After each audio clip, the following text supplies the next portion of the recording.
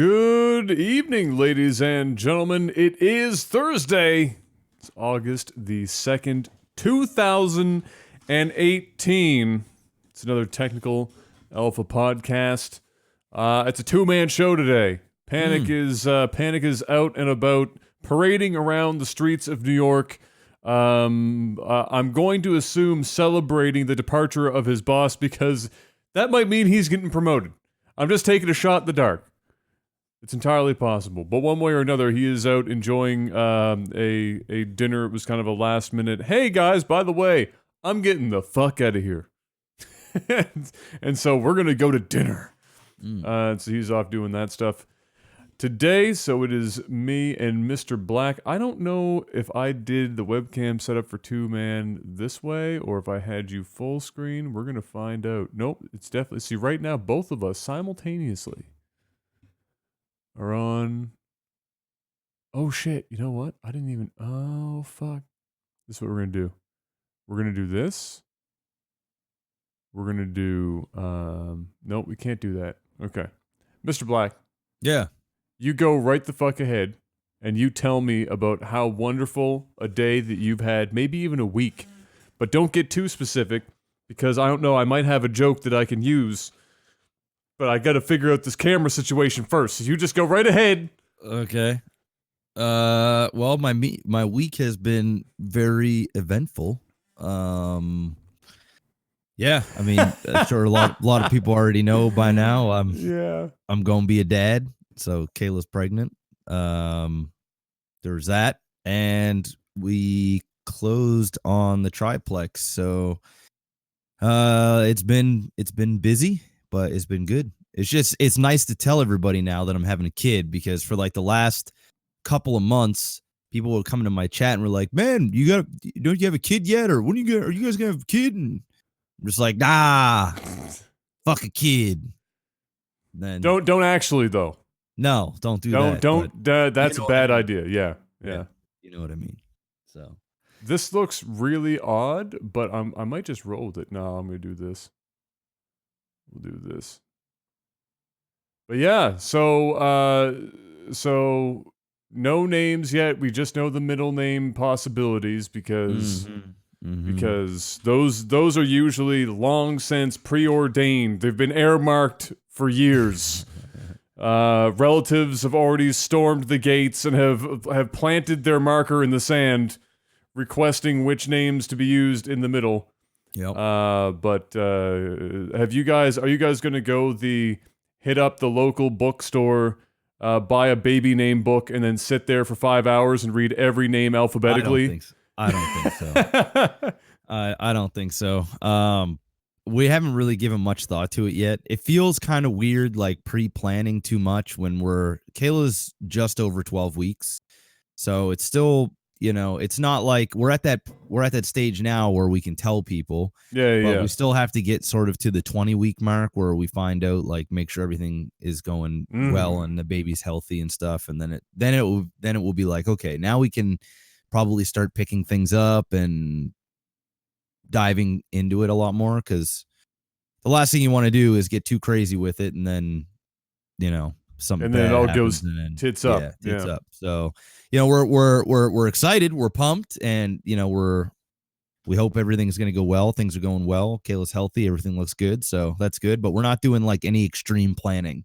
Like, it's just once we get a little bit further, we get to find out like the sex of the baby in, I think, 3 weeks, something like that, 3 or 4 weeks.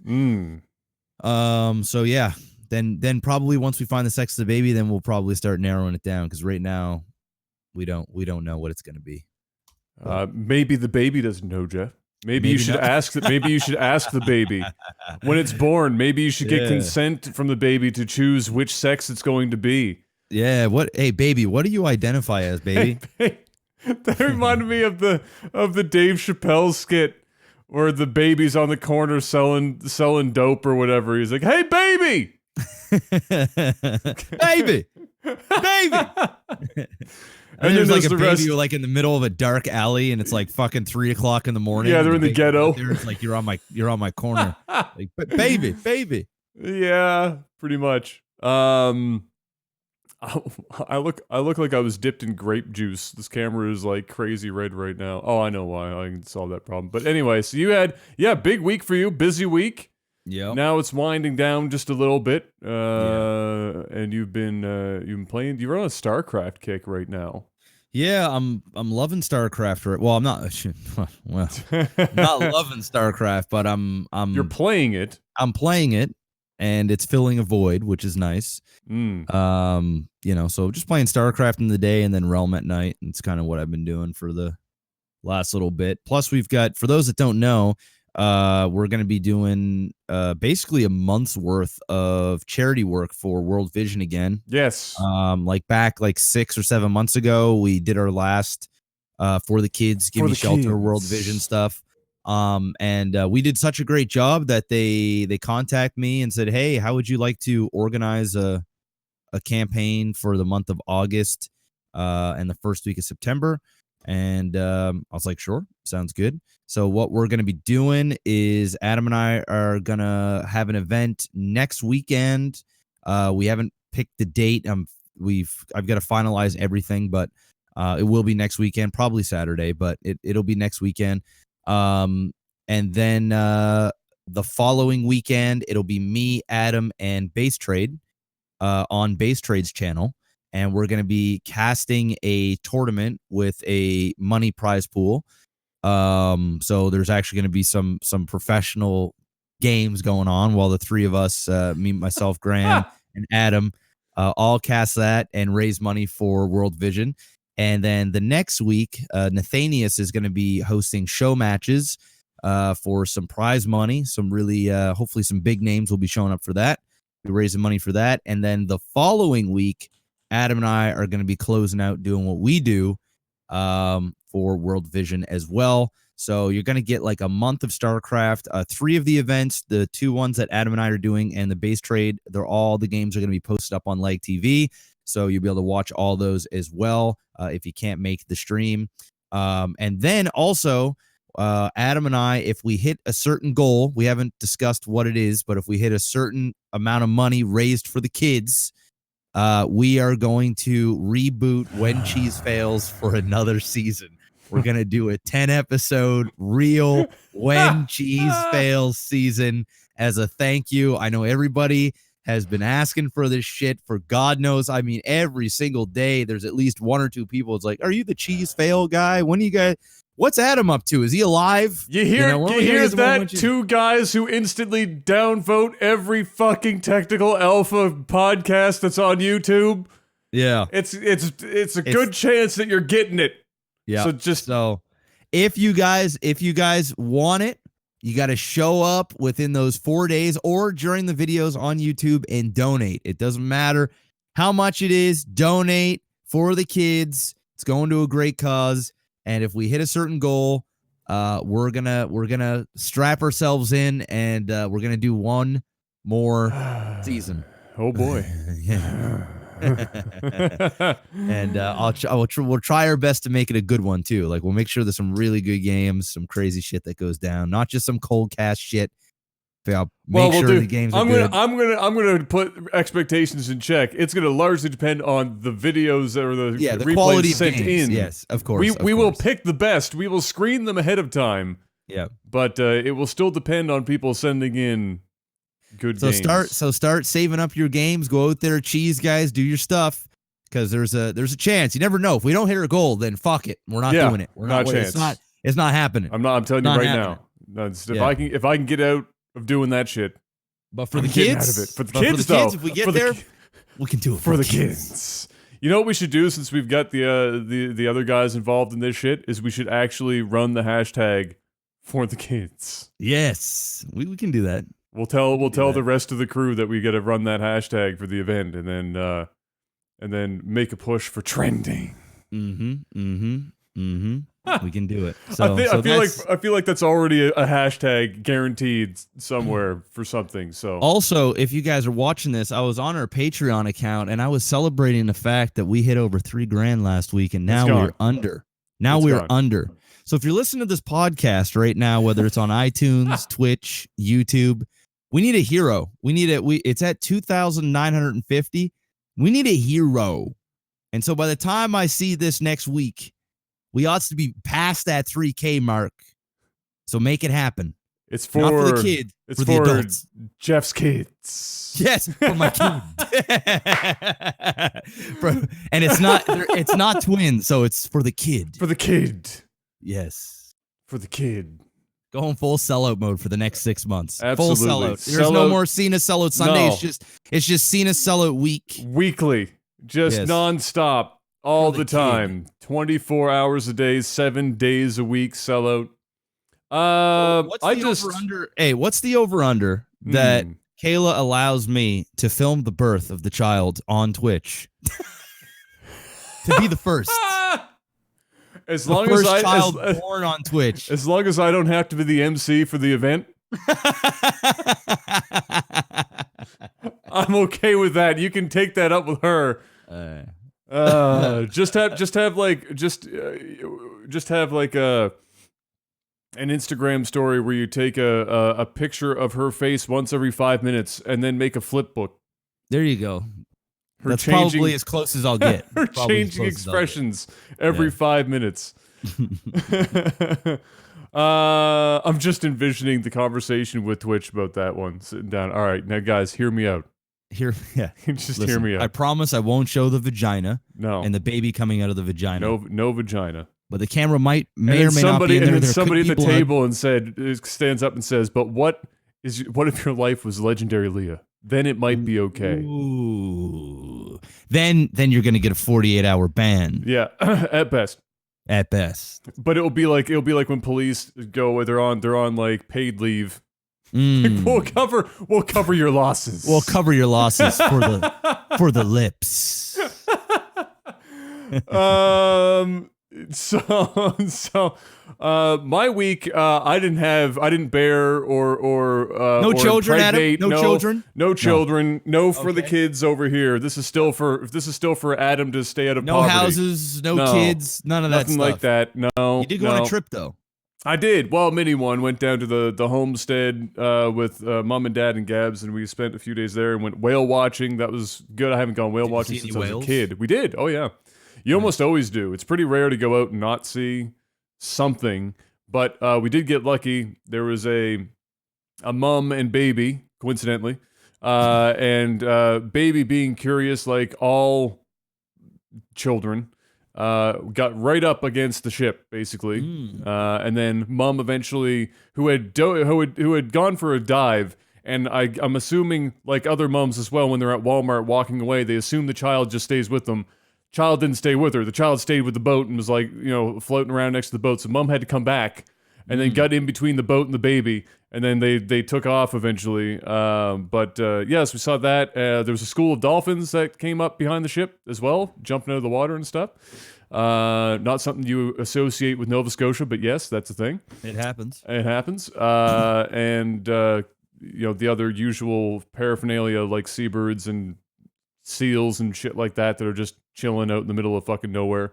That was good. We had a good day for that. And then it was the second time in my dad's life that at the beach nearby the homestead there, you could actually just see the whales from the beach breaching and coming up out of the water. No binoculars required. Just basically go down there and watch the shit happen. So there was humpbacks and minkies and the whole 9 yards of that shit. So after we'd gone whale watching, we went over to the beach to watch the sunset, and then it was like a Pokemon movie. It's like fucking sunset, and then just sea creatures jumping out of the water and shit everywhere. It was fucking, cute. it was How madness. Yeah, exactly. And then we went back the second night, and they did it again. So it was lovely. But yeah, it was a good time. Did you have a beer at the beach? No beer at the beach. Beer at dinner a couple of times. So we had some beer at for dinner, but no, we actually weren't home at the home all that much. We were there in the evenings because we had things planned mostly, which is why I could have gone for like 1 or 2 more days where there wasn't any planned activities and just be like relax, fucking veg. But it was good. It was awkward because it was a little awkward because it was the first family vacation to the house since my grandmother went into the home. So she wasn't there. So that was a bit of an adjustment to see my dad greeting us when we drove there versus my grandmother coming out of the house and greeting us. But it was relaxing, and we're probably going to go back again in September. If I can probably won't be able to, even though I wanted to, hopefully go down for like a weekend this month or something like that. Probably won't happen, but September for sure, we'll go back and make use of the place and then win the lottery so that we can keep that house in the family. That's my goal. Hey, lottery's good. The lottery is always a safe bet. It's a good store of money. Nobody ever lost out on buying lottery tickets ever. It's the scientific fact. Go and buy lottery tickets. Don't buy food. Jeff, it's been a really slow week in video games again because it's the summer. So we're gonna hope that we can stretch this even for an hour and a half. Okay. We're gonna give it our best shot. Are you ready for that? Sure. All right. First up, I want to talk about No Man's Sky. Just not for a huge amount of time, but I got time to play it finally. Panic played it before the last podcast. I get to play it after coming back. Oh, you played it as well. Yes, while I was gone. That's true. You get to play it some. So I will ask you first then. Did you start a new file when you did it? Oh, okay. Yeah. So what was your experience as somebody who hasn't played it probably since the game came out? Mm-hmm. What was your experience having started a new file? How did you enjoy yourself or not enjoy yourself? The positives and the negatives. Give me the MaximusBlack rundown. I wasn't like angry with the game by any means. I wasn't like, oh, this sucks.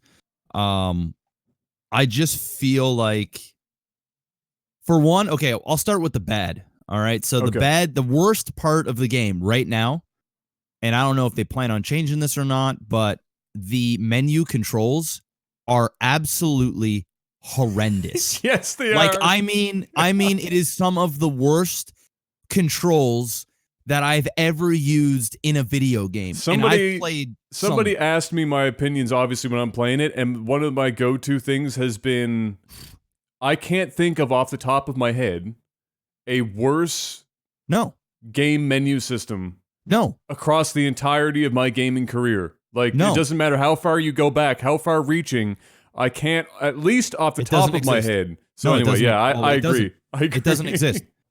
And I'm sitting there, and the worst part about it is there's layers on layers to the menu. So if you fuck up one of the layers getting to where you want to go, you got to start the whole process over again. Yeah. It's just fucking brutal. So anyway, that was annoying. And also, the game itself, it's also a negative is when I first started it, it wasn't an easy pickup like it was before. When I played it before, it was like you landed, there wasn't too much, there wasn't like too many menus and options and stuff like that. It was very basic. It was like what you see is what you get. For better or worse, people were like, there's not enough. However, it was pretty straightforward. Yes, but I find when they definitely added more content to the game, like you can feel it. There's definitely more content. But the problem is the way they implemented the extra content. It just made it not easy to really jump in and go. Would you say that it felt like they were struggling to balance adding the new content and how the content was delivered for players who have been playing it this entire time versus people who are going to just pick up the game for the first time or start a new file? Yeah, because I hadn't played the game in a long time. It's been probably close to 2 years now since I played the game. And so although I know what the game played like, I forgot how to do. And a lot changed as well. Yeah, a lot changed. So it was basically like playing a brand new game, which was nice. But the experience as a new player or someone that's returning after a couple of years was not very user friendly. So those are the two bad things that because I hadn't played. I only think I played it for maybe 4 hours or 5 hours. So I didn't play that long because and the day I was playing, I was really, really tired that day. Like I'd been dealing so much with. That's not a good game. House. That game will put you to sleep. Exactly. It was playing with the house and then with the baby, like all this stuff. I was drained, and so I was playing it, and I had a Red Bull at the start, and then after about 2 hours, and when that shit kicked off, I was like, "Fuck, man!" And I wasn't doing much, but sitting there shooting things, and it was just like, "Okay, I'm ready to turn this off." So it's not a bad game. Like if this came out when the game first came out, wow. I mean, wow.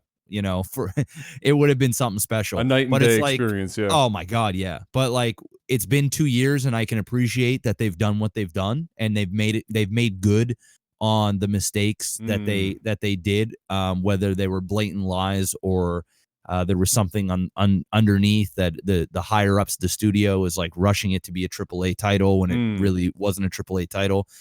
Either way, they said shit. It wasn't what it was. I don't feel bad for the backlash that they still are receiving because they earn that. They earn that. And sure, they may have made it right.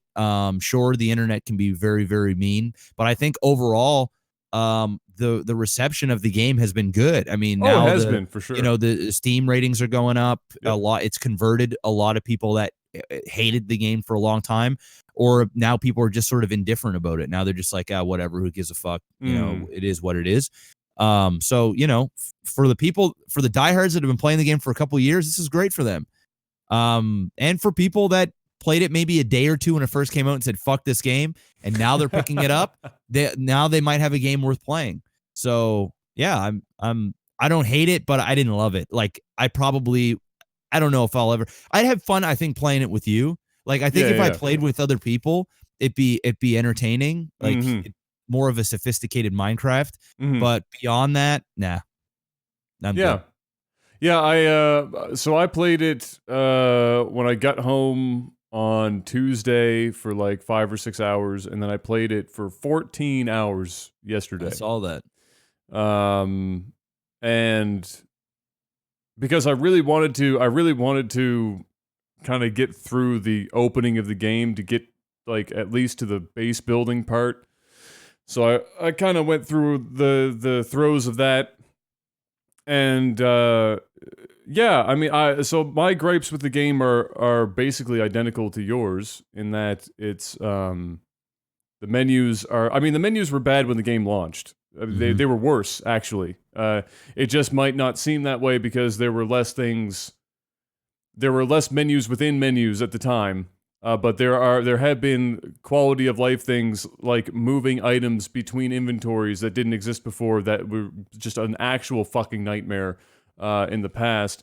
But even with those quality of life things, the menus are still undeniably some of the shittiest menus I've ever had to use. It really hurts the flow of the game and just you spend a lot of time in your menus. Right? Yes. Yeah, you do. Because it's a survival game. So that's just kind of what happens in survival games, especially when you start talking about resource management and building bases and stuff. It's just a part of the game is you have to spend time in menus. Some of that is organizing your inventory. Some of it is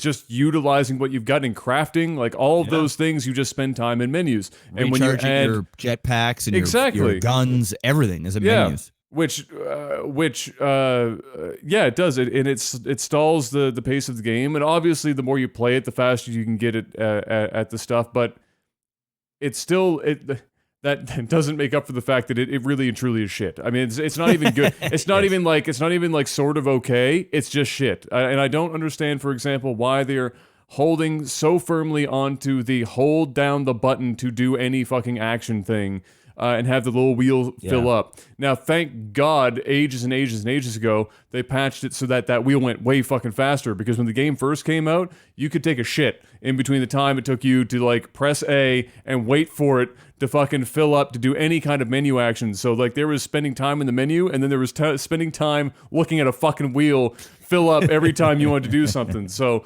there's a lot of work to be done there for sure. I'm happy that they have the quality of life improvements that they do with the menus anyway, but it's there. Honest to God, if they had the time and money, I'd be scrapping the entire fucking menu system. It'd be completely wiped. I'd start all over from the beginning, because I think part of the problem is that they have added a lot to the game, and now they're trying to band-aid in menus within menus, like nested menus, like you were talking about, nested menus where you go in and it's a menu within a menu within a menu, and if you fuck up, either you can't go back or you have to, or you can, but it's awkward to go back, and it's just. And there's a lot of like shortcut keys and keys for the controls in general that just I know you can change them, but the mapping is like fucking weird, man. I don't understand what like some of the thought processes were behind some of the key controls and the controller controls. I tried to pick that up because that's what I originally used when I played the first 120 fucking hours or so of this game, and I couldn't even make the game fucking work with the controller anymore. Yeah, I saw on Twitter everybody was complaining about the controller, and that's what I use. So I just went right to keyboard mouse. And to be honest, it's still bad. It's still bad. But you have to be like a legit Platinum Plus player in StarCraft to be able to maneuver the clicking Q and E and F and fucking like it's ridicultion. Anyway, that's bad. It is bad. It's bad. It is bad. So that's bad. And then I also agree with the progression-y type systems that they have in place to introduce you to all of these new things that the game has, or just what the game has in general. I mean, when the game first came out, it didn't do a great job at showcasing the things and teaching you how to do this, everything, even at a basic level. And it still has that problem now. Starting a new file, even with the stuff that they've added to try and help make it a little more straightforward and pointing you in the right direction, it's still very vague. Everything is fucking vague. And the way that it expects you to do things before quest triggers will happen to trigger the next part of a quest is fucking weird. Like the language that they used for the warp drive, for example, I don't know if you got that far, but basically they say you either have to buy or craft a warp, like the fuel for your warp drive. Yes. Yeah. And okay. And I did all that, yeah. And so my first instinct was, okay, I went in and I saw what the crafting was for it because I had a bunch of materials, and I was like, oh, I have all this shit. But the blueprint for it in my inventory didn't exist. And I was like, all right, well, it's telling me I can do this, but it's not showing up in the inventory. And then I went to the quest point to buy the item, because those were the two options it gave me. It was buy the fucking thing or craft it. And when I went to the space station, wasn't there. Went down to the ground to check one of the shops on the ground, wasn't there. Somebody was like, abandon the quest because people online said that might fix it. Did that. Restarted the game. Didn't do shit. And then I went into space, and it like a little anomaly thing like pops up at the bottom right, and I scanned, and it's like, yeah, go here. And then all of a sudden I have the I fucking magically get the antimatter, and then once I have the antimatter, now I can craft the fucking antimatter housing. And I was like, okay, who the fuck wrote this shit? And then one of the earlier things expects you to leave the menu in between the game telling you to do things, when I was just doing a mission thing and then moving on to the next menu. And so the triggers weren't happening. So I was confused as fuck as to why nothing was happening. And so in between each thing, I had to leave the menu, even though you shouldn't really fucking have to, and went back in. So there's a bunch of clunky shit, and they don't really do a good job of explaining all the systems. But that's stuff that can be added or changed, hopefully, in time. It's something that I would have hoped that they would have done better for this, because this is when all of the major hype is happening. This is the big launch. This is like the big fucking This is launch 2.0. Yeah, you fucked this up, and I don't know if you get a third chance. I don't think you get a third chance. But. So you get all these new players coming in, and it's clunky like this, and you're going, maybe you should have, axed a little piece of this over here to spend some more time, polishing this up for new players, and because it's kind of bad. And then the only other negative that I want to mention is that the game runs like dog shit. It actually runs terrible, and a lot of it's because of the graphical updates that they made to the game for this launch, for this update, and the original game was rough for it. It's even worse now. There are people with GTX 1080s, 1080 Ti's who are struggling to fucking get this game to stay I got at a 1080 and it 60. was rough. It was rough. And that's a 1080p. That's 1080p. This is not like we're pushing the limits or anything crazy. And the like the guides that Digital Foundry have put out, like this 22-minute fucking long video trying to like bait and switch the game to be able to run at some sort of decent fucking frame rate. It's absolute madness. So my hope is that now that it's launched, stop making new content for it for a while. Let's polish what we got right now, and go from there. But as far as the game itself, thumbs up. There's lots of content. Most of it's weighted towards the latter parts of the game, but the stuff that's there is crazy. The third person looks great. Going underwater is fucking awesome. The base building has gotten better. The multiplayer is going to need some work as well. Like it's there and it works, but the working together part is still a little difficult and awkward. But it's if there was ever a time for somebody to consider No Man's Sky, this is probably the time to do it. So there you have it. I'm going to be playing some more of it. I look forward to spending multiple hours trying to find a planet that doesn't look like shit and doesn't want to kill me, and then spend another 5 hours in a hangar waiting for ships to come in that I might be interested in buying. It's the highlights of No Man's Sky dreams. Jeff, do you remember Def Jam Vendetta or Def Jam Fight for New York or Def Jam insert other game? I have. Do you really? Yeah, I'm pretty sure I do for PS2. So for a PS2, right? Mm-hmm. Def Jam? Yeah, and Xbox. Let's see if you can find it back there.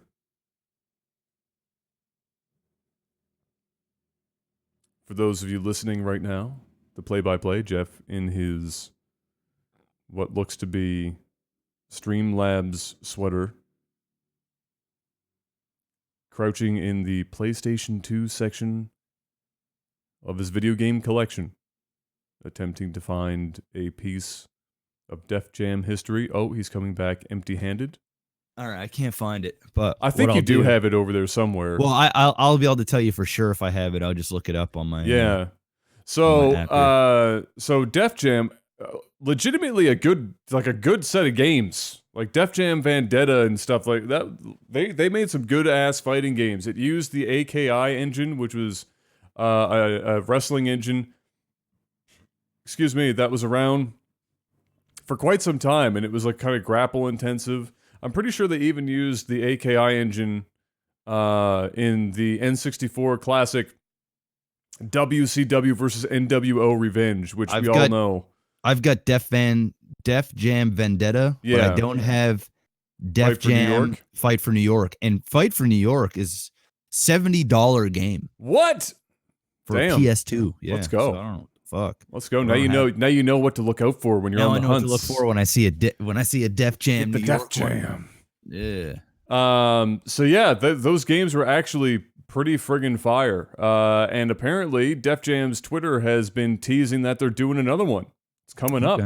They're asking, who would you like to see on the cover? And it's like a little, one of those silhouette question mark heads, and it's got Def Jam in the background or some shit and whatnot. So, yeah, that's a thing. Of all the games that I would have, thought of that would have make a return, Def Jam's fighting games not very high on that list. No. However, you have my attention.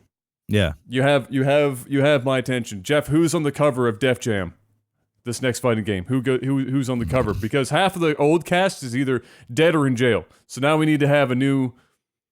Let's put Ja Rule on the front. He'd do it for the paycheck. Ja Rule. Fuck. I want to see. Oh. I want to see Snoop Dogg on the front of this one. Oh, come on. Snoop? Because he's like a toothpick. But I want to see Def Jam video game jacked Snoop Dogg. That's what I want to see. Or get like really obscure.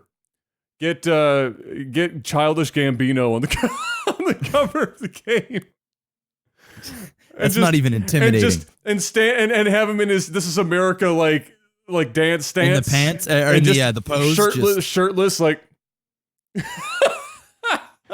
yeah, something like that. But yeah, that's the thing. So I'm actually not that I'm likely to buy it, but I'm very interested in one, who's going to be in the fucking game, because really, who the fuck is going to be in the game? Like Drake going to be in the game or something, you know? Oh like man, if they have, like, it could be big if they get who's stars. under the label, like who's under Def Jam right now? Dude, I have no fucking clue. Like fuck, Def Jam Records. Like who's swinging dick under Def Jam right now? So there's what? Kanye, Jay-Z, right. Okay. Justin Bieber, Nas, Rick Ross. Okay, I can see Rick Ross. I can see Rick Ross being in that game. Pusha T's on there. All right, there you go. What if you have like Pusha T versus Drake? Oh. DMX is on there. Oh, there you go. DMX is definitely Ludacris. I can see Ludacris in the game too, honestly. Yeah. Okay. Def Jam's got some people in there that could do it. There's females too. There's Iggy Azalea. Oh, that's what this game needs. This game needs to get some female fighters up in there. Jennifer Lopez. There's a few. Rihanna. Dude, you see Iggy Azalea's newest music video? No, I try to avoid actively all things to do with Iggy Azalea. Oh man, she is looking fine though, bro. Can you understand a word that comes out of her mouth? Not overly, but that's okay. I don't need her to speak. I never found her all that attractive. Oh. What's the name of the song? I have just all you need to do is just type in Iggy Azalea. It's probably like a new video. Cream featuring Tyga. Yes, that's it. Just go ahead and slap that on there for a second. I'm just gonna. And there's a lot of ass. I see we're doing the blue light seizure fest in this. Yep. But yeah, what in the fuck is this video? Can you? All right. Real talk for a hot second here. Does anyone ever think about the fact that at some point we're gonna have to explain Iggy Azalea to our grandchildren? No. Does anyone ever actually just like somebody's gonna be like, we're gonna be like, your music sucks these days, kids. It's fucking terrible, and then somebody's gonna go, hey, granddad, remember Iggy Azalea? No, because that person isn't even gonna remember Iggy Azalea. But it's okay. God, what? I mean, she looks okay, dude. There's a lot of ass there, and that body's banging. I'm sorry. but like, she sorry. requires an unimaginable amount of makeup to actually make the face work. It's okay. And if I'm gonna be real, every time she opens her mouth, my dick gets smaller, and I'm not really packing a lot. You're losing what little inches you got. So it's going. I gotta stay away. If I'm gonna be able to have kids of my own in the future, I gotta keep that to myself. Oh fuck! I gotta keep that to myself. But there you go. So Def Jam, there's a game that you never would have thought making a comeback. Apparently, making a comeback. Absolutely, that's the thing. Artifact. Hey, remember that's a game. Yes, I've been looking forward to, like, when is this? What do you got for me? Okay, so release date's November, which we may or may not have known in the past. I can't remember because it's like we get information on this game once in a blue moon. But the more important thing that's going to likely see us be able to talk more about it soon is that sometime later this month is PAX West, and apparently it's going to be playable at PAX West. So at the very least, hopefully, depending on, playable at PAX West might mean, VIP brought into the back room, you sign your life away, don't say anything about the game. Or it could mean we're going to get some video, we're going to get Day 9 creaming himself over some card game or some shit, whatever comes along with it. We might get something along those lines, which is what I would like to see, because I want to actually see the game being played. I want to see what the fuck is Artifact. I'm looking forward to seeing it. I'd love to have a card game again. Hearthstone is just so bad and just so horrible game, dude. I'm sorry. It's just there's nothing. It's a casual fuckboy game that requires you to spend an unholy amount of like. But Even if you have the money, all right, and you have the cards, Hearthstone is not fun. Like the meta is never really all that fun. You can have some fun in the wild section if you build some crazy ass decks, but yeah, but you'll have fun. You'll have fun at the like the worst rankings ever. You get to like rank 17 or whatever it is, and then you'll hit a brick wall. Like when you do like some fuckboy random shit for fun. It's like it's the reason why I don't like Hearthstone so much is because it is the closest thing to a pay to win that there is for Blizzard. Like if you can make the argument, well, you can actually just play enough and you can earn, shit or whatever. I don't even know how it works now, but I remember back in the day you could just play enough and then after like fucking 50 hours of playing you could get a pack, and that was like the show. But it is so you need to spend money on that game. When expansions come out, you need to spend money. When there's new cards out, you need to spend money. And that, in my opinion, is... Well, that's pretty much every card game ever. But there's something about Hearthstone that is inherently, like, grating. It's the quality, the delivery of the game is fucking unparalleled for a card game. Like, there is no better card game, technically speaking, than Hearthstone on the computer. Mm-hmm. But fuck, it's so infuriating. Like you watch people that play this game professionally or every day, and the soul has left their body. It's like they became an accountant. It's gone. It's just gone, or they're selling life insurance or some shit. Just their soul is gone. Just crunching numbers from their body. It's so much RNG, and Blizzard leans on the RNG to create the fun moments, and it's just the anti-fun in every conceivable way. So this month we might be seeing some artifact. That'd be pretty dope. I'd be down for that. And I'm certainly interested in it because I'd love to have another card game, like I said, to play. I'm too stupid for Magic, so I'm hoping that this is somewhere between Hearthstone and Magic on the levels of difficulty to play. Which I assume, well, it's hard to say. With Dota, Valve went all in on the 200 IQ play Dota dream. So maybe this is going to follow suit, but I just hope we have reign to buy and sell cards on the Valve market, the marketplace. I think that's probably the $1 million question. that will make the game. Like if you could literally just open packs, sell cards, get levels of cards. We talked about that before, like levels of quality in the cards, like one that's kind of like a mint condition one, and then one that has like some wrinkles in it or it's scuffed up a little bit, and you can just work on different qualities of your card decks. I think that'd just be incredible. Like it would just add another layer to it.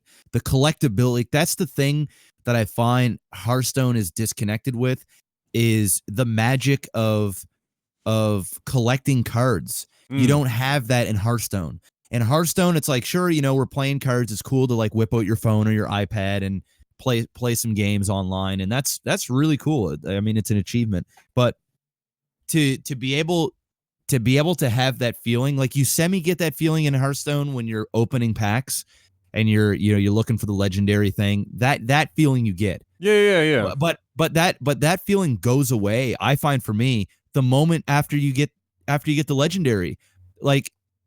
Are you saying that's because you can't really trade around and try and work you can't do anything with it. It doesn't feel it doesn't feel like you're actually collecting anything. Like I want that feeling. You remember when we used to collect Pokemon cards or Magic cards or whatever, you used to take some pride into your collection.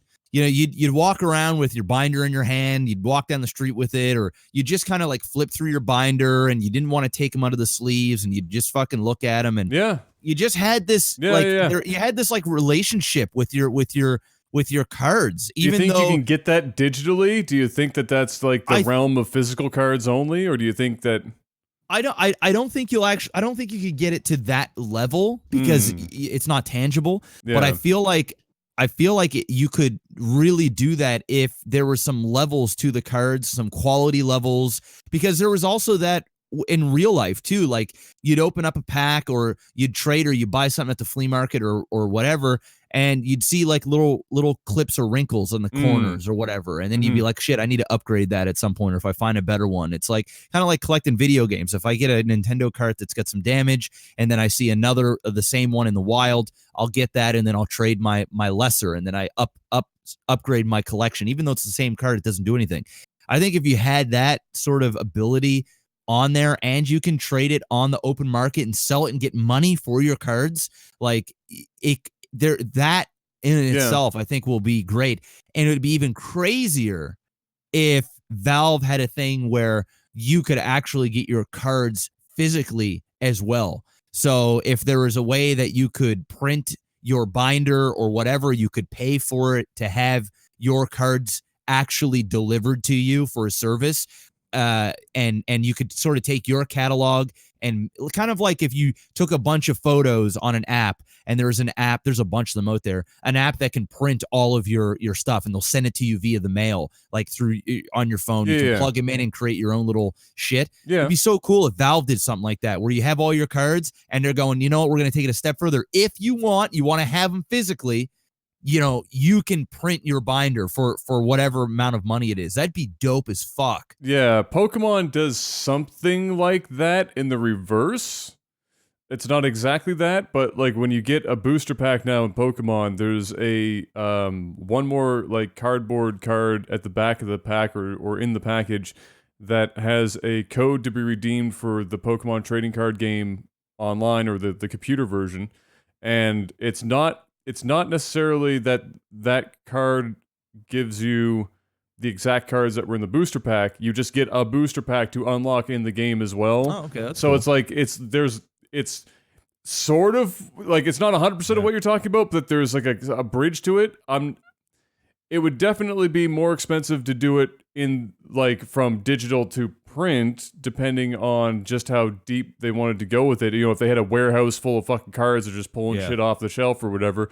Because if they did it in limited runs, and you're printing out your binder, shit could get very real very quick. Very certain types of people that do it. Yeah. And how cool would it be? Not only could you play it digitally, but then when you're at the cons and you're against your buddy, you have your physical binders and you can play the game tangibly with your friends. Oh, I'm 100% on board with you. Yeah. And you can have it both ways. You can do it over online, or if you just want to fucking have the boys over, or you're going to an event.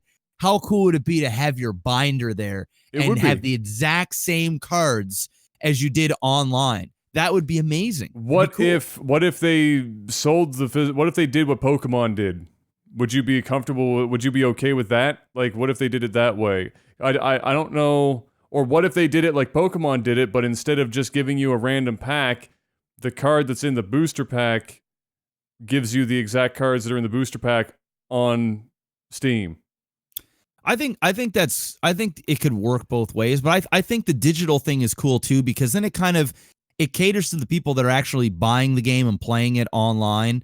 And it also, not everybody needs to do it. Like I think they're fighting an uphill climb if they went for the physical cards in stores or whatever, because then you're preying on the fact that people are just gonna go and buy these cards and then transfer them online when you could just buy them online. There's no point to really do it. Mm-hmm. I think it would just be an option for people if they wanted to. And you know, they don't need to have it available all year round. They could do it at certain times of the year, where it's like, okay, you know, at the end of each season, you can print whatever you have or add to your collection, or I don't know.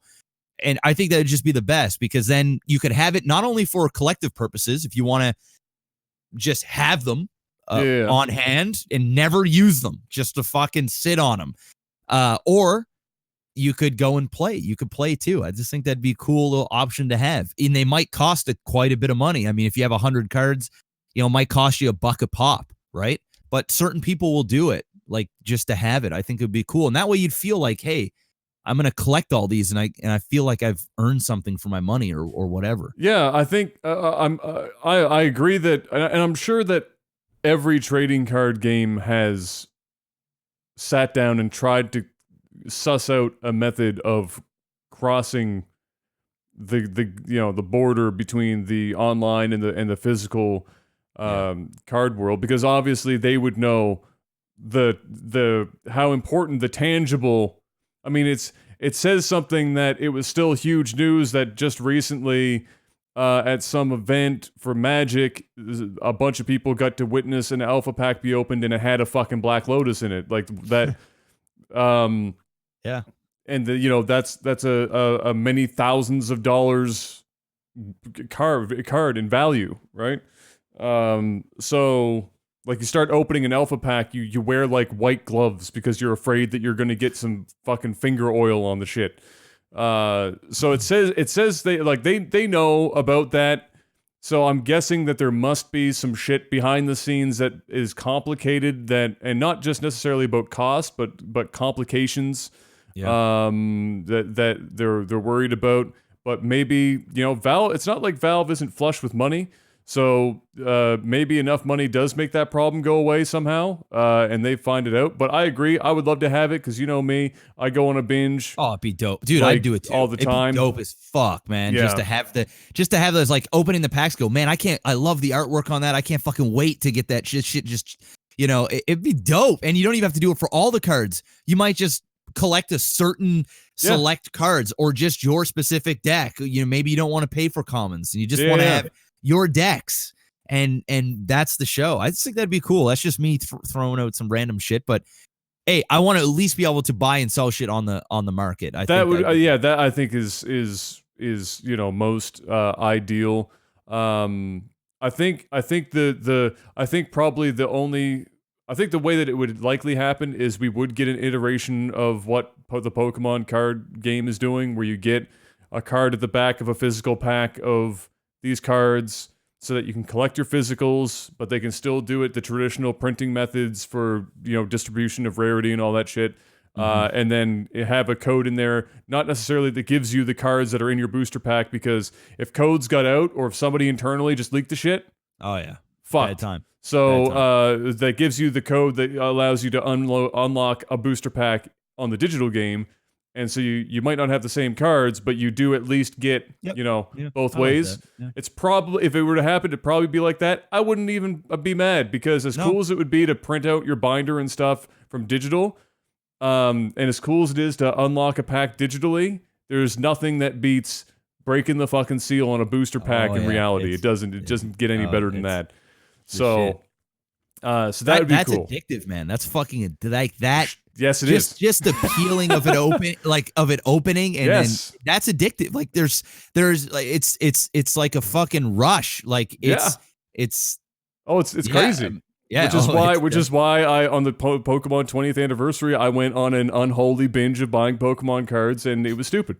But I did it anyway. So hopefully that's the case. But we're gonna see more of that to sometime this month for packs, so that'll be cool.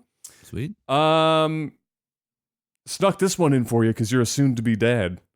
Parents are paying upwards of $50 an hour to have their children coached in Fortnite, Jeff. Are you serious? Mm-hmm. Wow, that doesn't surprise me. Is that like the parents going, maybe we have the next ninja in the family and we just need to pay money? Absolutely, dude. Absolutely. I mean, listen, this even like I would say 5 years ago. Yeah. 5 years ago, there were people just making a killing playing video games, right? Oh yeah. And now it's on another. Oh, it's a whole now it is level. On another fucking level. Ninja out there making 500 G's a month off Fortnite. Oh, way more than that. Oh, it's got to be way more than 500 grand a month. He's probably I mean, listen. Before the sponsorships, let's say that before he hits sponsorships, he's pulling in 500 G's a month. Okay, and then on YouTube alone, his channel's getting like huge numbers, 5 to 10 million views a video. I mean, he's probably making a couple $100,000 a month easy on YouTube. On YouTube, yeah, easy. So my guess is he's probably netting about $1.5 million a month. Yeah, that's somewhere in there. Yeah, that's my guess.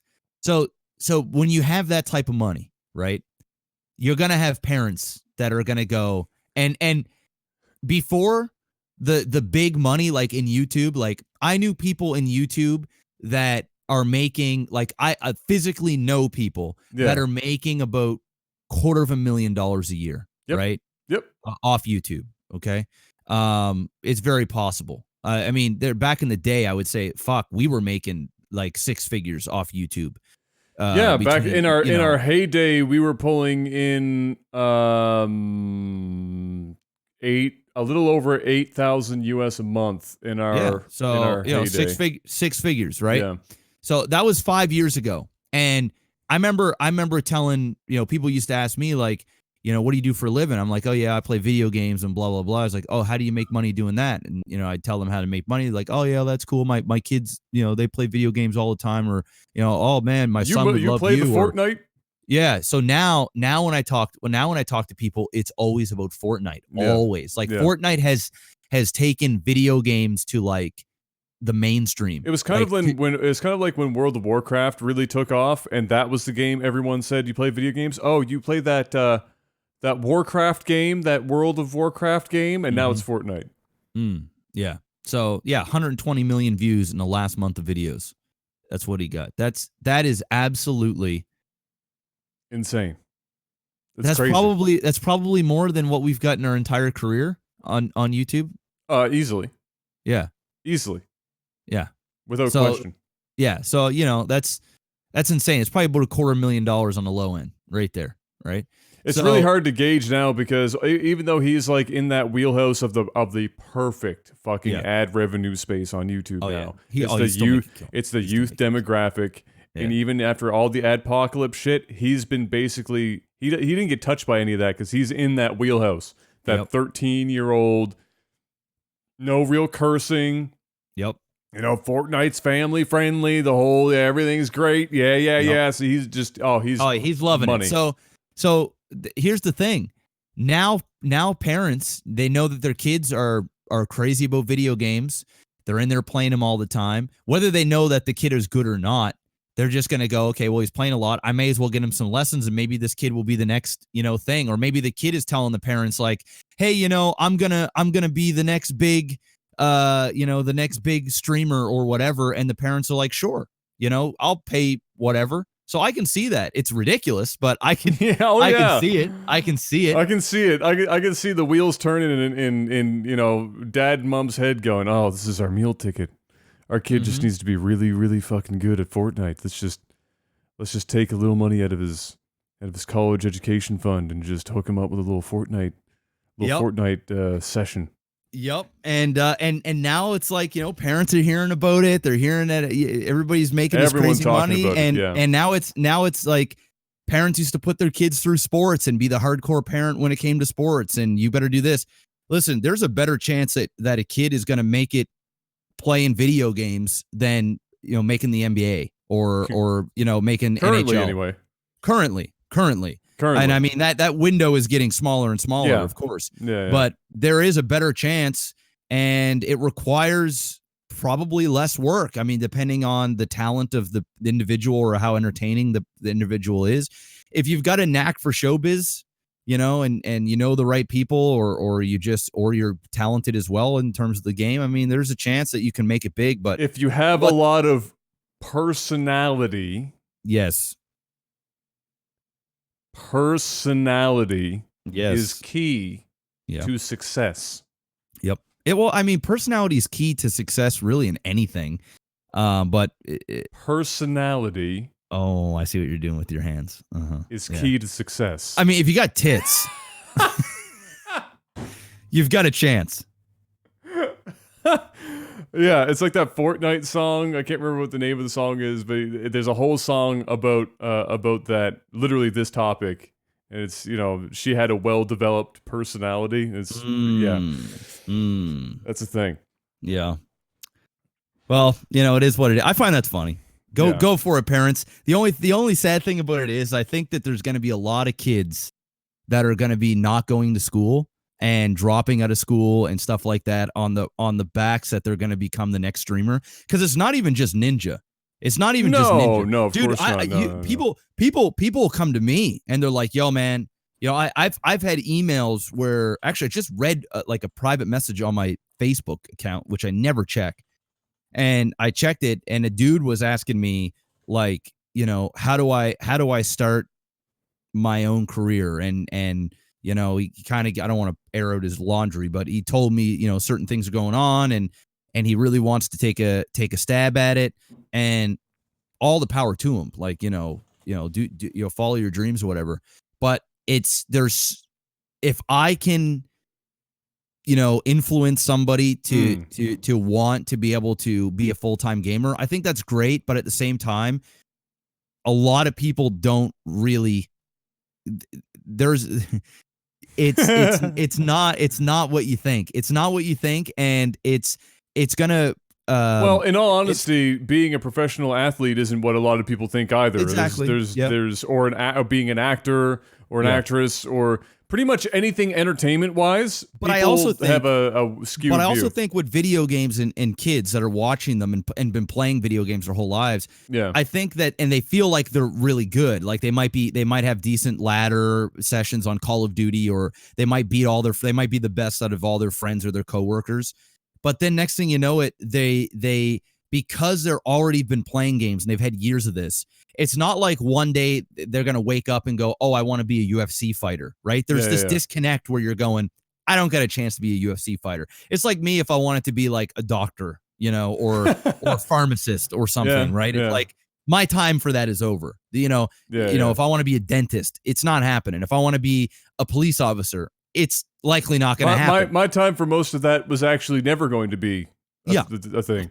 Yeah, so but with gamers, they've always played, so in the back of their mind, and if they're good and they feel like they're good, they feel like they can do it. Like they feel like it's obtainable. I feel like it's it's a gateway drug, so to speak. Like it really is, and it's a wide thing. Like they feel like there isn't much of a step between playing it, as a casual, hobby, like or fun, casual, hobby, or even if you are hardcore into it and you're bro sciencing the fuck out of some Call of Duty for like 8 hours a day. Yeah. They just go, we'll just pop this shit on, and success is just going to come flooding my way. And no, that's unfortunately not the case. But if you're following Twitch's Twitter, they've got some really, really good tips to up and coming streamers. Oh, Twitch is just knocking that shit out of the park, bro. To up and coming streamers from the best of the best on Twitch, telling you, hey, one of the most important things that I can say, if you're a new streamer, you want to grow your stream, educate me, Jeff, is to have fun, because just have fun. Just play something that you have fun. I love to have fun. And listen, because I'm going to tell you something right now, Adam. Okay. If you're not having fun, your viewer's not having fun. Oh, that just means you're not going to. That just makes sense to me, Jeff. You're speaking to me. Yeah. Right now. So if you guys want the blueprint on how to grow your stream and be an up and coming streamer, you'll follow that. They got a nice campaign going on right now. They've got all the tips. They're really all the smashing that out of the park. They are. Yeah. Oh yeah. So with absolutely no segue to that bad boy, remember we were talking about how Google was being rumored to be entering the video game market? Yeah. It's looking really freakishly like it's actually going to happen now. Like the time has come to safely assume that Google is going to come in. We still don't know in what form yet, but it's shaping up. And shaping up because they just now brought on Sony's old PlayStation VR guru and brought them into the fold. And they've already made other hires as well from other spots within the industry. For example, back in January, they hired Phil Harrison. I don't remember if we talked about that at the time. Who is the former head of Sony's game research and development at the Worldwide Studios. and he's going to be the vice president and general manager. And if you don't know who Phil Harrison is either, you might remember him and his bald head being attached to some Microsoft stuff because he was briefly associated with Microsoft's Xbox stuff as well. So they have other people from PlayStation. They brought on several apparently PlayStation people like Jack Boozer, and the Xbox Live Arcade creator Greg Canessa. So they have they have industry folks that have that have a lot of experience, and they've been snatching them up to get something going. I still don't know what it is exactly they're chasing down. Based on who they've hired, it could literally be anything from a standard video game console all the way down through just some, VR mobile experience thing. And I don't know, or a streaming box where you're streaming everything to the console, or something along those lines. So we know that they're doing something. It looks like they might be interested in doing VR of some kind. They're already in the VR market to begin with, so it's not shocking that they would consider that as well. But if Google gets into the gaming market, what would you envision Google's box to look like? Or what would you want Google to do? Let's assume that you want them to be there in the first place. I really don't give a fuck. But let's assume that you want them to be there. What is in your Google video game experience, on the console side? Like what does that look like?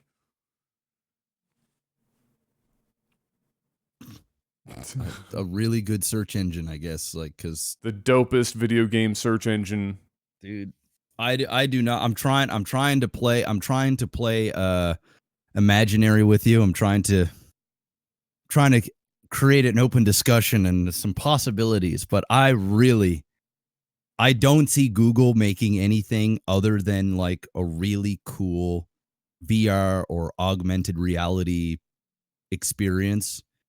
I don't see them making a console. I don't see them making I think at most they could develop games like for other consoles, like maybe.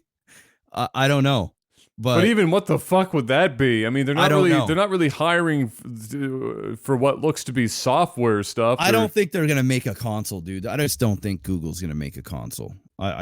It's gotta be some kind of. It's gotta be like. I think if they're gonna do anything, they're gonna be like the Elon Musk of gaming, where they're gonna do something out there and innovative that. There's going to be a niche market for it, but the world's not ready for it yet. And it'll be respected. And it's like, oh, that's cool, but it'll never be mainstream. And then for a long time, a group of young children will get caught in a cave and Google will build a completely useless submarine. Pretty much. For the sake of publicity. And get them. And then the world will attack you, and then you will lash out and begin to lose all credibility that you've built up over the course of the last decade in the span of 3 months, because it's hard to ignore the internet trolls, especially when they nonstop come at you, and then you inevitably hurt your main businesses and float off into obscurity, and then you rely on your mother's fashion career to carry you the rest of the way. Great. Google's that's my trajectory for Google's video game experience. I actually have no fucking idea what this I don't is know going. either. I really and truly, even if I assumed that I wanted it to be a thing, I don't know what it would be. It's not going to be traditional. If it is, that's going to blow my fuck. I wouldn't even know how to react to a traditional console coming out of Google. I don't think anyone would. The most probable console related thing would be a stream box, like an extension of the Google Home service that streams games and shit to your home, and they tie in their VR shit, their products that they already have, things like that.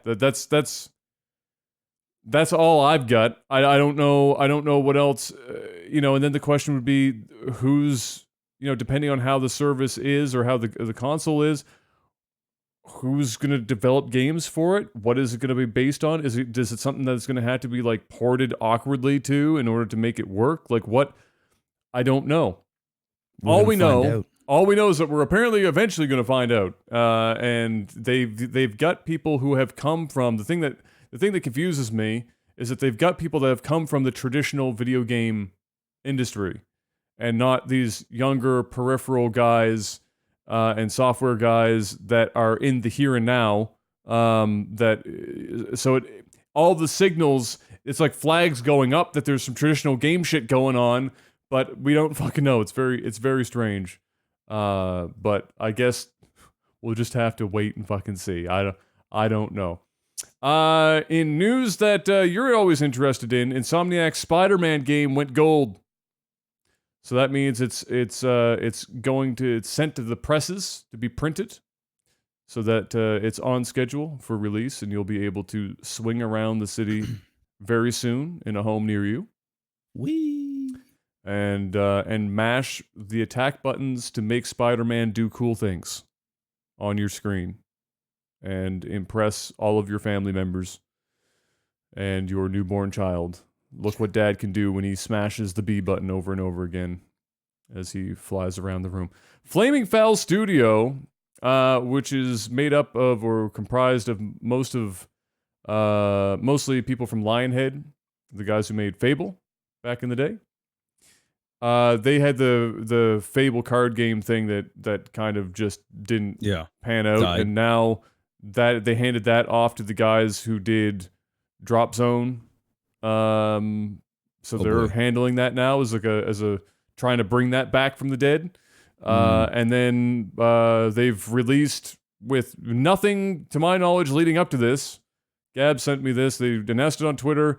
It's got a game page on Steam already. They have a new game coming out. It's called Gloomhaven, and I don't know what this game is. It looks like a board game. Like, if I look it up, does it even pop up on Google at this point? Okay, Gloomhaven is, if I Google search it, the first thing I get is it is in fact a board game in reality already. So I guess this is them doing a video game adaptation of said board game. Don't care. Board games are really making this like fucking like Renaissance comeback thing, and I part of me wishes I liked board games more, but I just don't. But there are some like crazy in-depth board games. Like I'm looking at this game right now on the website, and like it looks like there's some serious fucking. It looks basically like you're having a mini 2-hour long D&D session. Essentially, is what this looks like. Yay! Cool. Cool. Good luck with that, I guess. If there's anything to take away from this, is that the board game itself is highly rated. So maybe that will translate to a game. I don't know. But yeah, good luck. I just perpetually feel bad for those guys because Lionhead Studios really got fucked so bad.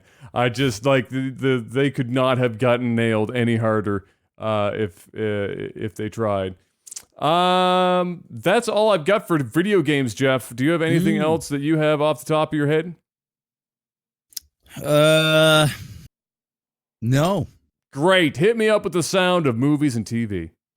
Movies, TV. Movie Pass is dead.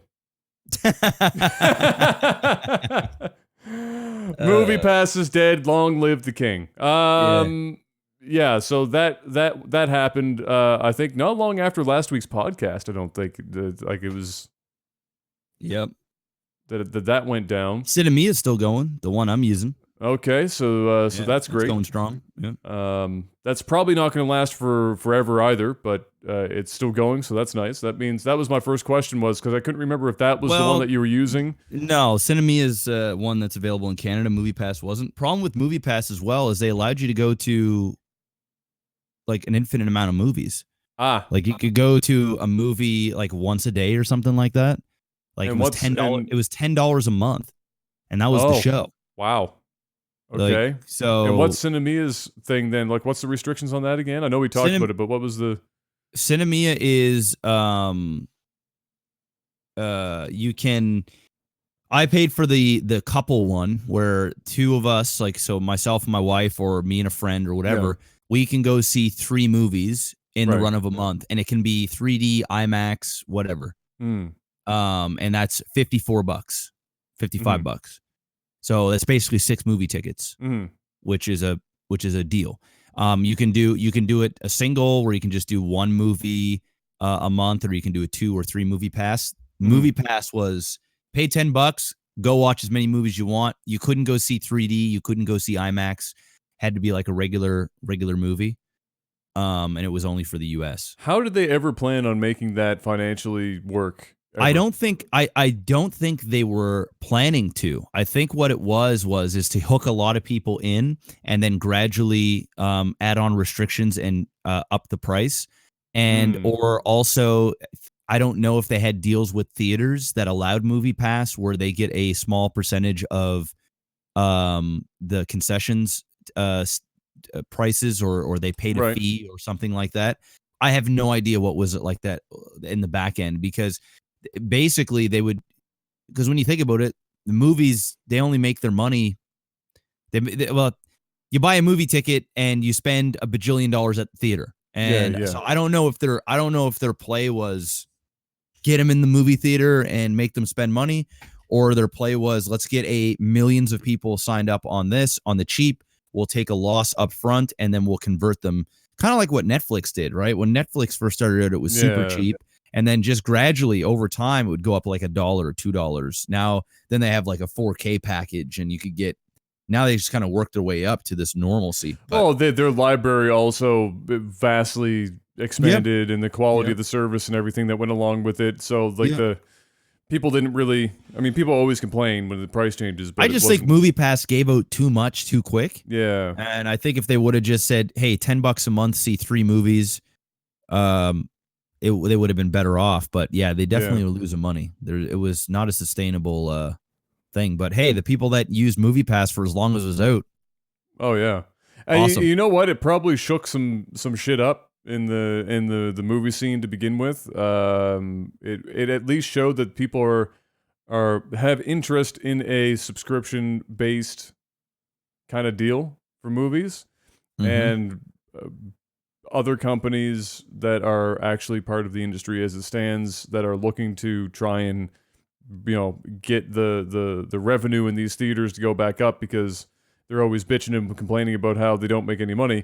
Might be able to spin the knowledge that MoviePass created with their free market research of fucking it up, but showing that there was a lot of people interested in it. And so, like we know with everything else that we've talked about in gaming, the subscription shit makes people a lot of money, because set it and forget it. It's like the fucking rotisserie chicken. Get that out and show the same B-roll footage of the 3 people clapping in the front row, and set it, forget it, and people spend way more money than they would otherwise. It's like if I got into it, I'd be creating movies to go to see. Right, because there is almost never 3 movies in a singular month. Yeah, but there's different levels. So you can do a 1 movie pass, a 2 movie, or a 3 movie. So you could just go ahead and do, since you go to the movies like once a month, you could do the once a month pass, or you can do the once a month pass for 2, and you're gonna save half the money. You're gonna save half of your money. So it's not like it's not like, for me, I go to the movies all the time. So for me, it makes sense, because I'm gonna go see 3 movies a month regardless. But if you're going to see 1 movie and you want, like, let me go on Cinemia here. Cinemia. So you could do discover plans. All right. So right now for Change City, Halifax. Okay.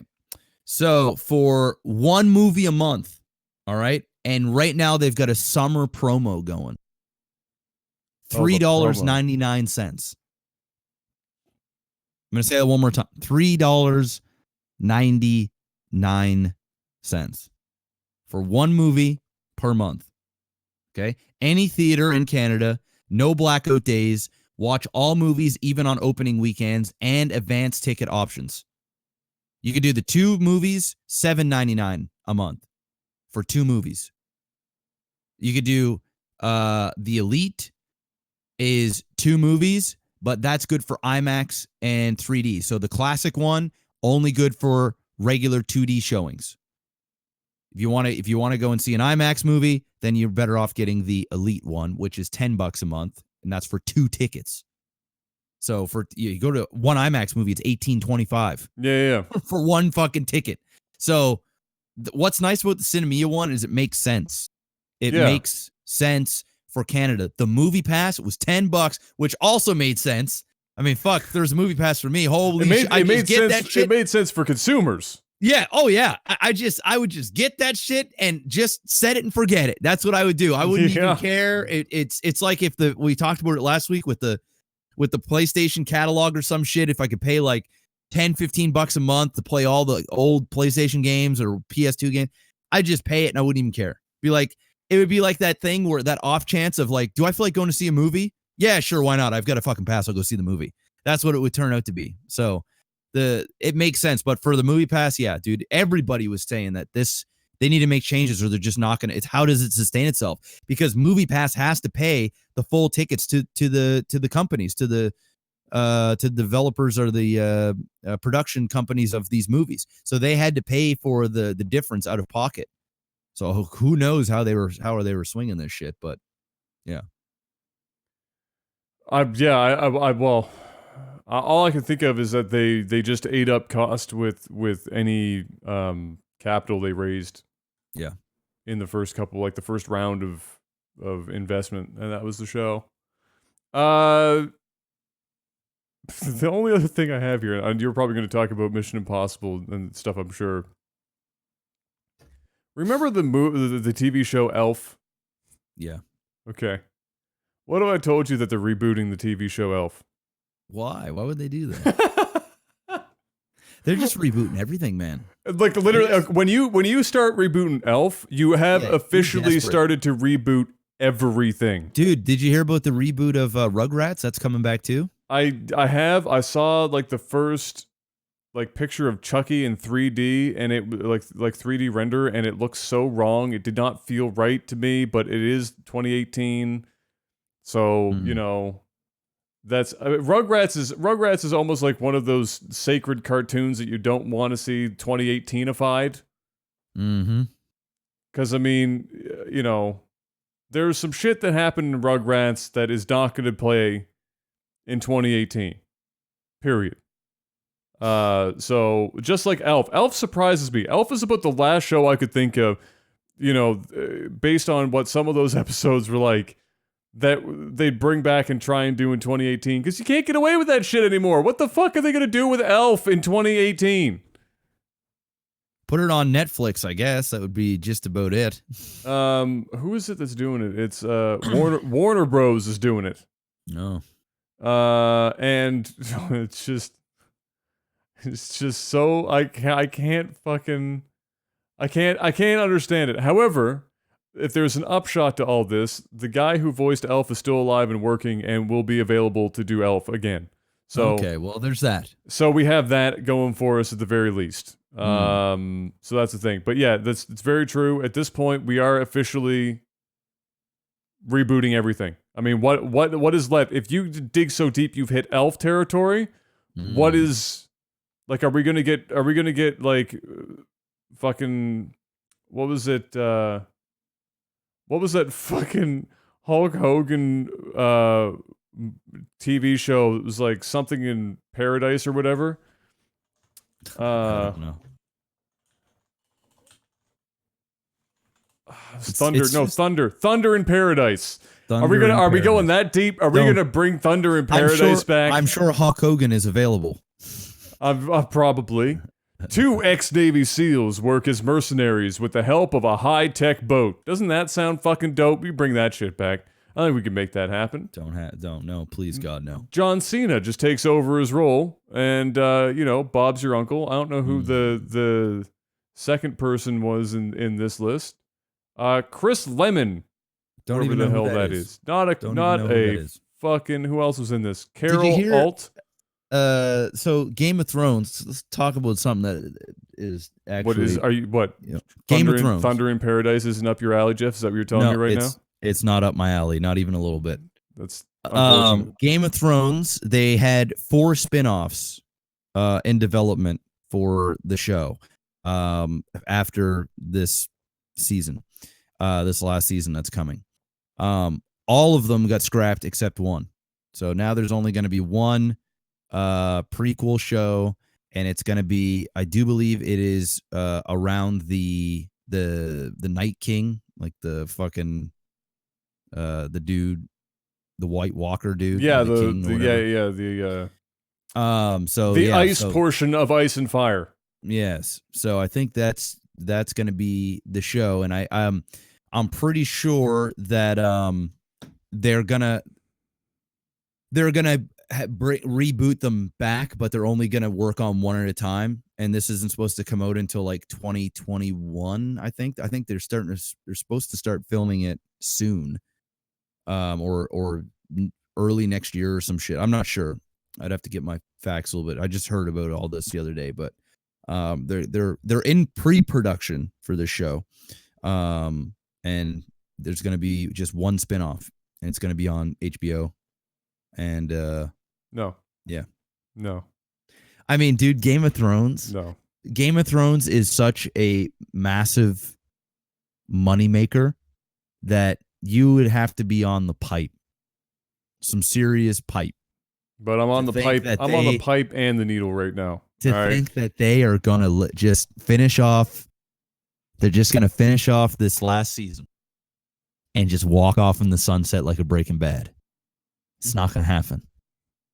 They're going to take that and they're going to run all the way to the bank and come back, collect some more money, and head back to the bank again. And they're going to keep doing that until their legs break from the amount of running back and forth from the bank to the TV screen. They can run until their feet bleed and they're down to their kneecaps, but I think that show's gonna fucking bomb.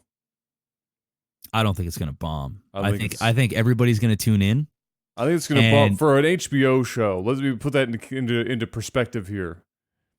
It's not gonna kill it probably the way that they want it to kill. It really just depends, right? It really just depends if they do a really good job with the opening pilot and they make it feel like Game of Thrones. If they keep that same feeling and that level of writing, I think it'll be fine. I think people will be like, okay, we got a closure over there. Now we're going over here.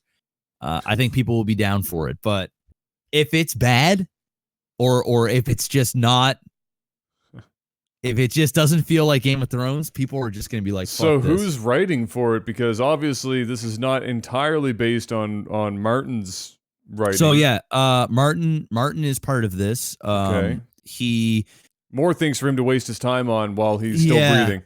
But I think he's just like overseeing some of the stuff. He's not like a full-blown writer. I just think he's helping. He's just sort of there. He's the George Lucas.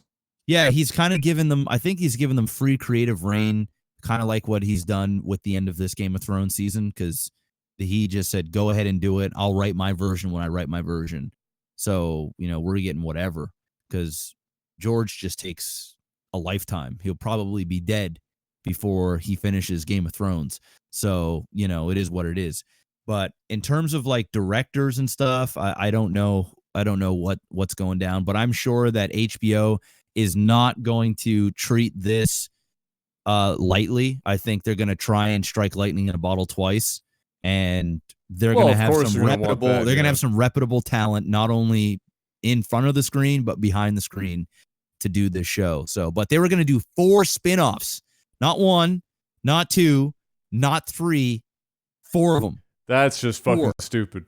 That would have been nuts. So they've axed 3 of them.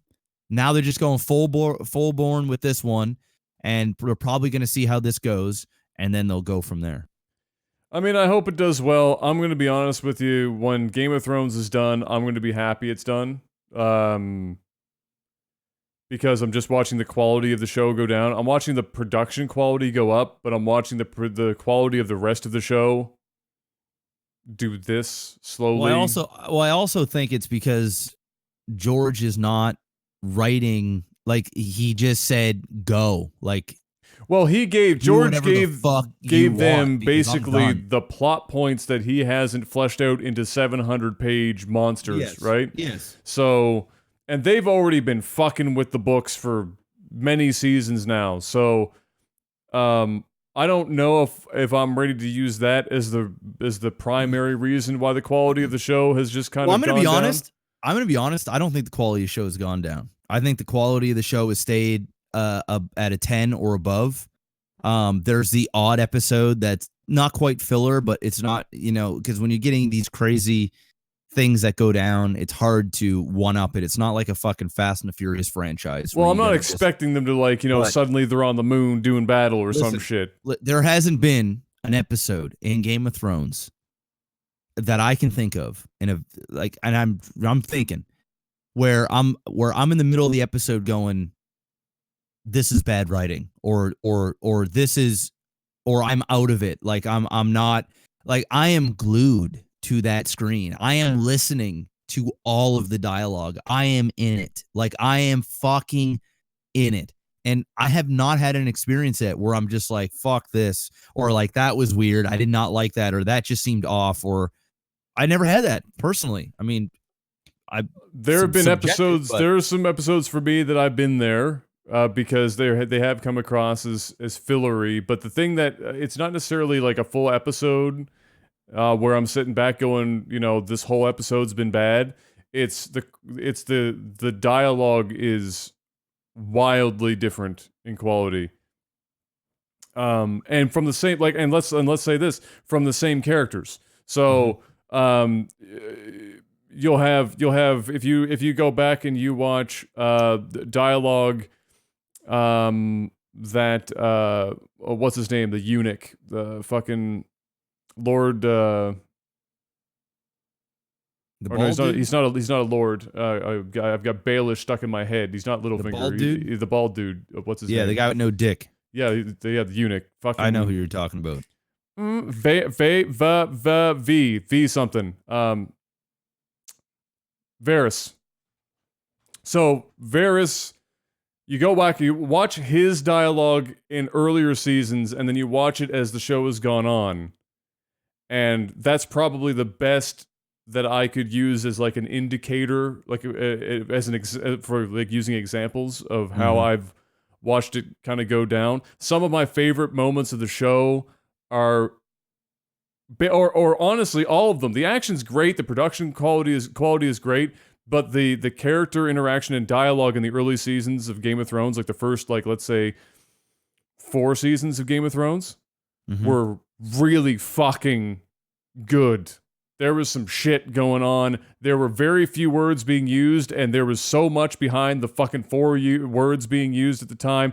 Or sometimes when you got let's say 2 characters who were very well spoken, and the reading between the lines that both of these characters are doing, and the writing that went behind that shit, and maybe those sections are where they had more of Martin's dialogue of characters in books to go off of and pull dialogue directly from and slightly modify for TV, where they're getting a harder time of it now. But the as far as the quality of the show, it's not like it's a shit show. I'm not saying it's a shit show or a bad show. I'm just saying that it's one of the greatest shows of all time. Absolutely. For me, the ramp went, season 1 was really good. It's like, all right, you got me intrigued, but it still looked like they built the set with IKEA furniture and a mop. And then they season 2 just fucking straight lined into the fucking stratosphere, and the world wasn't ready for it.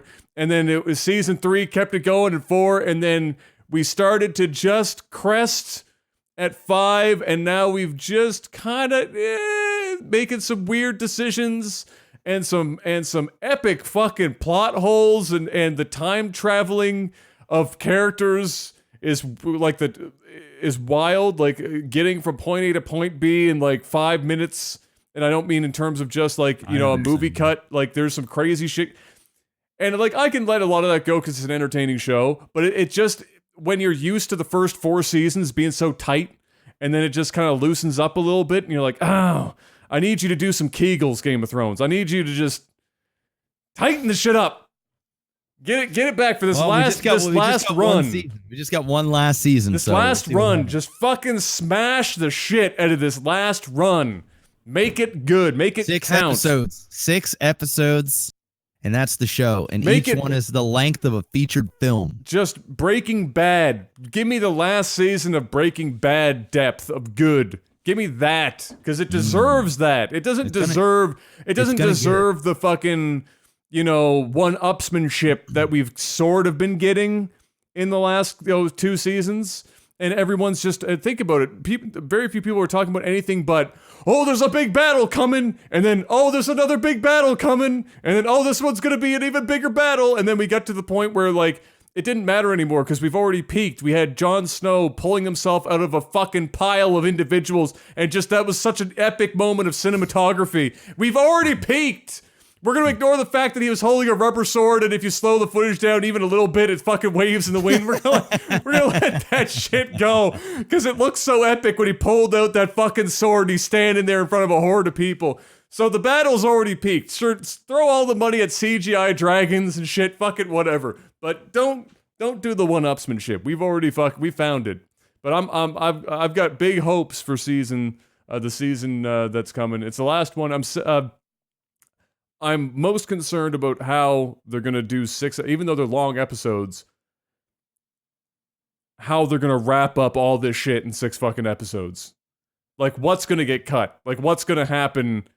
How much time traveling are we going to be doing in 6 episodes? Well, I think probably what's going to happen is when the first episode happens, time is going to be passed. I think a lot of time is going to pass.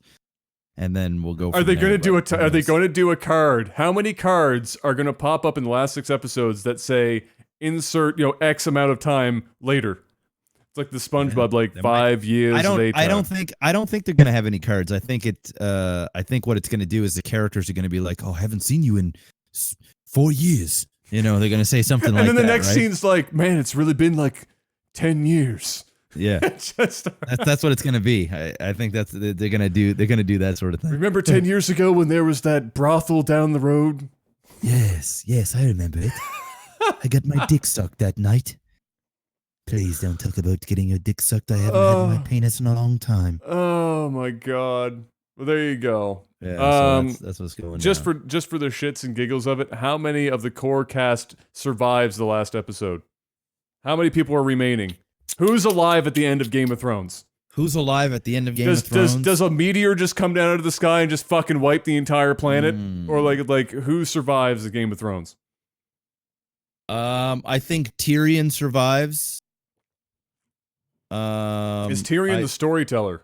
Is that the M. Night Shyamalan plot twist? We've been seeing the entire book series is from the perspective of Tyrion, who survived the whole thing and is now. It's possible. I think he stays alive. I think oh man. Fuck. Dude. Who dies first, Jaime or Cersei? I think Jaime dies first. I think Cersei kills Jaime. I think Jaime's going to be forced to kill Cersei. And it's going to be an epic fucking scene when it happens, too. Yeah. I think that's how it's going to go. I see, here's the thing. If it was any other show, I think that's how it would go. But since it's Game of Thrones, I think it's going to be the opposite of what. Because I would love to see him kill her. Right. Because that would be poetic. Like that, and that would be like tragic for him. Yeah. And she wouldn't expect it, and it would be crazy. But yeah. And what if it's some Romeo and Juliet and they simultaneously kill each other? Ooh, could be. I think if, well, yeah, he might kill her, but I also think Biggie might kill him too. Fucking what's her face? The big white girl. Sansa? No. The fucking The one that the hound, not the hound, but the one that has a crush on. No, not the hound. The hound hates the fact that the wildling dude has a. Oh, that's crush right, on the her. wildling guy. Yeah. Yeah, I think Brienne of Tarth. Brienne of Tarth. I think Brienne might kill Jamie. So it's gonna be one of the two. I think either Brienne's gonna kill Jamie, or his sister. Fuck, it's been so long since I've seen the fucking show. I forget all the damn names. Cersei. Yeah, Cersei. I think Cersei is gonna, but she's gonna die for sure. She's gonna fucking die. I think Jon Snow is gonna die in the show Again, but I think it's gonna be like it's gonna be, it's gonna be a permadeath, but I think it's gonna be like some kind of sacrifice. Okay. For the greater good. He is the Jesus of the show, so he is. It would just be too predictable if Jon Snow became, the king. But maybe the predictability of it is why it would be the twist in the first place, because you never know. It's right? the double twist. Yeah. I think Arya survives. I think Arya lives. I think Sansa dies.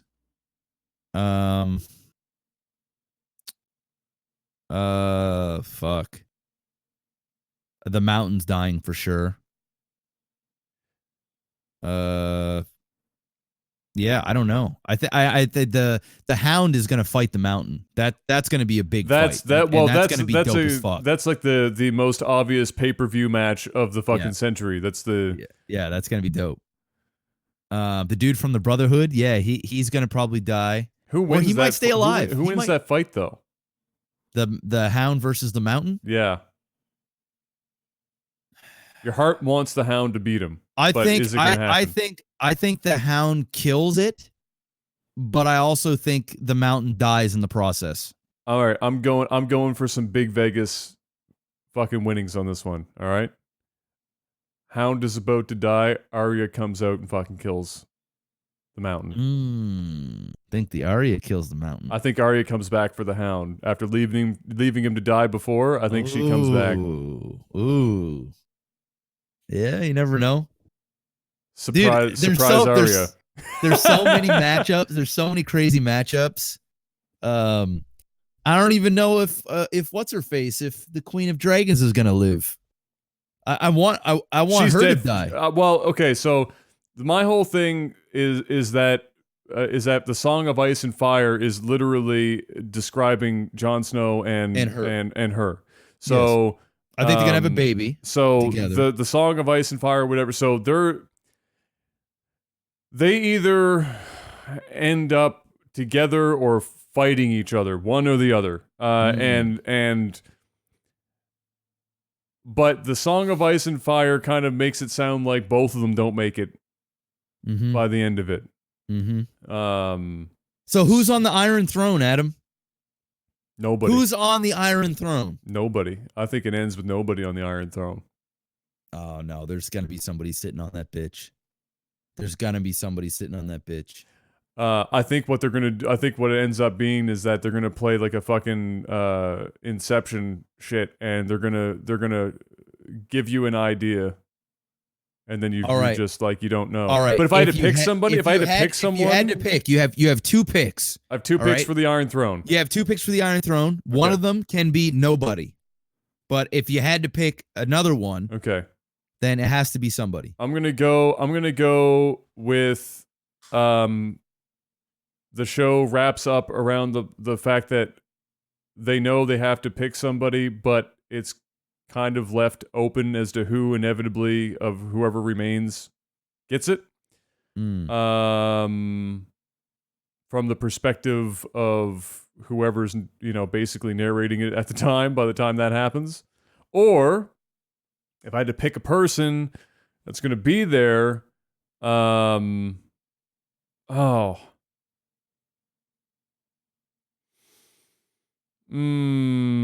that's really tough. Sansa.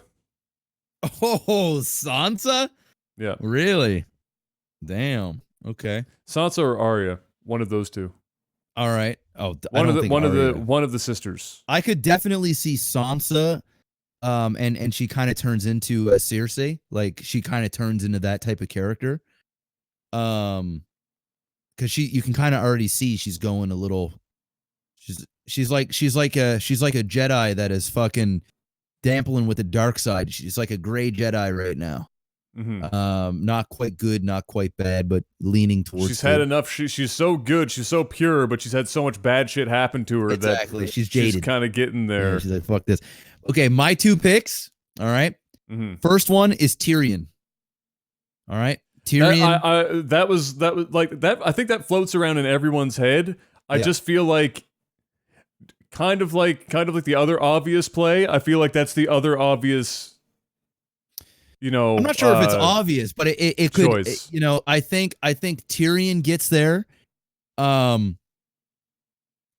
I think either Tyrion gets there from, because you got to think about how he started, like how his character started, where he's like an outcast. He's basically not worked for everyone and worked his way up. Exactly. Yeah. But I think how Tyrion gets it is somebody that he's close to. It's him and this person left, right? It could be what's her face, the Queen of Dragons. Daenerys. Could be Daenerys. It could be Jon Snow. Could be one of those two. But I think if Tyrion gets on the Iron Throne, he kills the person he's serving at the end for the power. So he turns on whoever it is at the very end and takes that seat on the Iron Throne. There's something where he's been a follower all the time. The only time he's really snapped is when he acts his old man. I think he'll be tired. He'll seize the opportunity and he'll take them out at their weakest, most vulnerable time, and he'll take that seat. I think that's how he gets there if he gets there. If not, my second pick is the White Walker, the king. He ends up killing everybody. Nobody else can work together. He takes them all out. He gets on the throne, and then we get the prequel to his story. So we get to know who he actually is. And then if they do Game of Thrones after the fact, the story can revolve around him and how, or new characters and how they're going to take him down. So I think the Night King, it's either going to be Tyrion or the Night King. That's the way I'm going.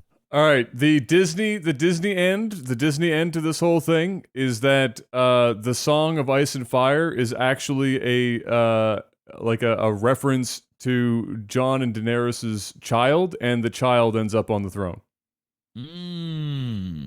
That's also a possibility. The song being the reference of the child. That's also a possibility because they're going to have a baby. All right, we're going to see that in the next season. If a lot of time has passed, you never know, right? Parents, the kid might not even fight, but it might be the next one in line for the heir or whatever, and both of them die tragically or whatever in the battle, and the kid takes over. It's possible, but I'm going with Tyrion or the Night King. And I think the Night King thing would be dope as fuck because everybody's killing each other, and it comes down to the last fight, and it's the Night King versus Jon Snow or the Night King versus the fucking group of 3 or 4 of them. The Night King takes them out, sits on the throne. The throne gets like cold and icy as he sits down. It's the last fucking shot of him, of that shit. His dragon is fucking screaming in the background. The fucking ice dragon blowing that shit in the background. And then din, din, din, din, din, din, din, din, din, din, and then it ends. And the whole world would be like, oh, fuck, no, it'd be great. And then we find out we're getting a prequel all about the Night King. And we get to see, maybe we fall in love with that character through this prequel. And then we're like, oh, now that makes sense. Now that's why we're rooting it in it. Boom. And then if they want to bring the Game of Thrones back down the road, then they have a whole new slew of people and they got to take down the Night King. That would be dope. There it is. Boom. That's my dream. That's my dream. I think that'd be cool. And in Game of Thrones fashion, where who's gonna win? Who's going to win? The Night King can't win. I mean, somebody else is, any of these characters that we've been following for all these seasons, one of them is going to win, right? One of them's got to take down the big baddie. But no, they all take each other out. Then the big baddie finishes them off and becomes the fucking, the show. That's it. And they end that shit. Dragon in the background. Fire coming out. He's sitting down there. It's getting all icy and shit. And you're just going, you see the blue eyes and his fucking army of fucking White Walkers. I'd be like, oh, fuck, let's go. You see like Jon Snow as a White Walker and shit, like just fucking bowing down. Oh, it'd be dope. And Tyrion there, little bitch made mode, like fucking, yes, sir. Like, don't kill me. I'm gonna follow you, king. It'd be dope, man. It'd be dope. It'd be dope. It'd be crazy, man. And how cool would it be if they did a show after that and they had like, and the person that's telling the story is Tyrion the whole time and he's been through hell. Well, that's now like half the world is ice and now there's only a few Shyamalan people. twist is that we've been seeing this from like, or the retelling of it has been from the, from Tyrion's perspective. Yeah. Like I could see that being a thing, for sure. That'd be cool. But yeah, that's. We're gonna find out. We're gonna find out in like I think they said it's coming the first quarter of 2019. So it's probably gonna be like April. Mr. Black, hit me up with a little tech support. Tech support. Have you ever played Cards Against Humanity, Jeff? Yeah. Okay. I actually did like 2 weeks ago. Fantastic. Goose asks, what's your favorite Cards Against Humanity combo? Oh man. I had one of the worst combos of all fucking time when I played it on live stream years ago.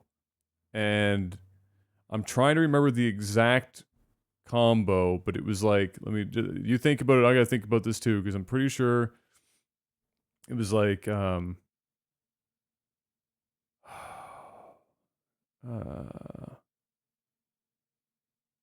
I don't know. I actually don't. Like, I'm trying to think. Like, there's been so many funny combos that I've done, but I can't think of one off the top of my head.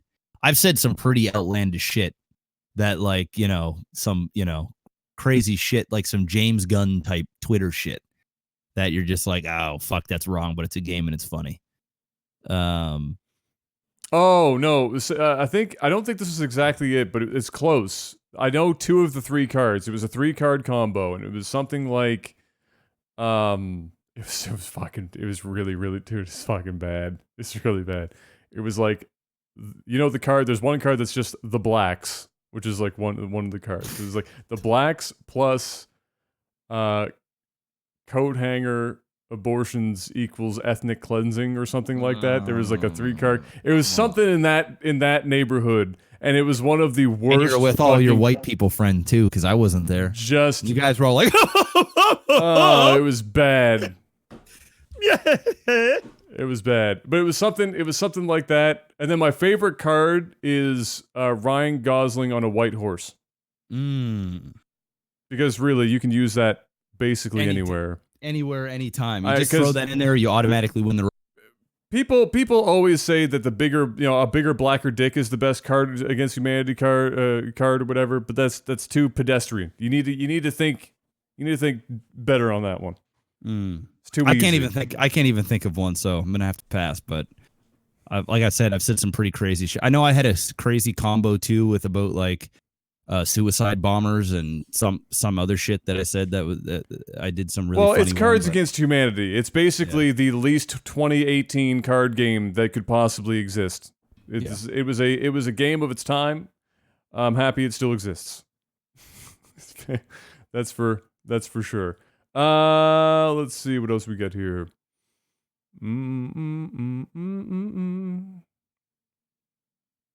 Wow, that is a paragraph.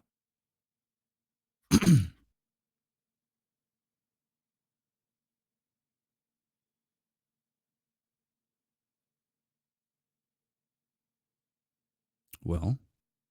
Oh, okay. Cyclonics asks, Cyclonics being 160 lifetime, $10 current. Let's fucking go. $10 since basically the beginning, essentially. He says, first of all, congrats on the incoming mini bouse, Mr. Black. Oh, thank you. Thank you. You have shared with your community, this is for all three of us, which has now become all two of us. You have shared with your community your marriage and now your first child. Where do you draw the line between private life and public life? As the community that surrounds you gets to live those moments with you, how do you see that? I know my question is not that clear, but for instance, if any of you three would have to pass or had to pass by my neighborhood, I would gladly host you as long as you needed. We're not friends per se, but I see it as somewhat of a bigger bond than just web anonymous. How do you see the connection if you ever have something like that for your followers? So this is like a mixture of where do you draw the line between private and public life, and how do you see your relationship with your community? Well, I mean, it's funny because the older I get, the more privacy I want. When I was Get off my damn lawn. Yeah, when I was 22, 23 years old doing this, dude, if somebody came and be like, "Yo, MaximusBlack, holy fuck," I'd be like, "Hey man, what's going on?" I'd like want to talk and fucking chill, and I'd be down to like just go and do random meetups and be like, hey, like there's been many times even here locally where I'm like, hey guys, we're just all gonna meet up. Whoever lives in fucking this area, we're gonna meet here for breakfast. Then we're all gonna go and do this. Yep. And it was fun. And I still do those things to an extent with BowsCon every year, but typically it's people that I have met at PAX East or TwitchCon or MLG, people that I've known for years or community members that have been around a long time that I've spoken to on Discord or whatever that I feel more comfortable with. And so, yeah, I do meetups every year and we've all become like friends. I consider them all friends. Like they have my phone number, I have them on my personal Facebook. I will talk to them as a friend and not as MaximusBlack, and we're talking about whatever. They're a friend. Like I would talk to Adam. But the older I'm getting, I'm finding I'm becoming more and more protective of my privacy. Not that I still put a fair amount out there, but not like I used to. I mean, just not like I used to. And it's mainly just because the older I get, the more I realize like I don't need to display everything for everybody. I just don't. And especially now that I'm going to have a kid, I'm going to be probably even more protective of my privacy to an extent when it comes to certain things. I will not be parading my child on stream and, doing all these things. Like, sure, I'll, show them off and do the Instagram photo and thing, but it's not going to be what maybe some people think. And it's mainly because I think I've earned that right at this point. Like I think it's one of those. Not that you have to earn it to begin with. No, but I feel like I've put myself out there so much that for a long time I always felt it almost necessary to fill everybody in on what's going on in my life. And there's still tons of things that people don't know about me, for sure. I mean, absolutely. I shouldn't say tons. There's a few, and that's fine. There's certain issues and family things and certain things I don't share with the world because it's nobody's business. Ain't nobody, like if I want to vent or I want to talk to somebody, I'll talk to Adam or my fucking therapist or something. I'm not, I'm not going to go on Twitch and if I had a bad day and just air out my shit or just have a nervous breakdown and people, find a place to say it. So, yeah, I mean, when it comes to like seeing people, fuck, man, I see people all the time and they say what's up and we chat and that's cool. I think that's great and puts a smile on my face to know that, people know who I am and they care and they watch my stuff and they say what's up. And if I'm ever in like Montreal or I'm traveling, I won't go on Twitter anymore or make a YouTube video and say, hey, everybody, let's go to this bar at 8:00. Meet me there. Now it's more of like if there's people that I know that live in that area that have been around a long time, then I'll private message them and say, hey, man, you want to meet up or you want to do whatever. I'm still down to do those sort of things. But for sure, I've had people that showed up at my house when I was like, that was when things for me was like, okay, this is fucked up. where, I had somebody show up at my house one night at like 11 o'clock and knock on my door. And my wife is like, who the fuck is out there? And then she went up to the door and they started like running across the street. And I ran upstairs and I was like, yo. And they're like, oh, are you MaximusBlack? And I'm like, yeah, but don't ever show up at my door again. The fuck are you doing? So, that sort of shit is an absolute no-no. But I mean, if somebody sees me on the street and you say, what's up, dude, I'm not gonna be like one of those guys. Like, I'd be more than happy to say what's up and fucking chat. It makes me feel good. That's great stuff. But there is definitely a line. And as I get older, that line becomes even further and further where I'm just like, I don't need to tell you what I'm doing.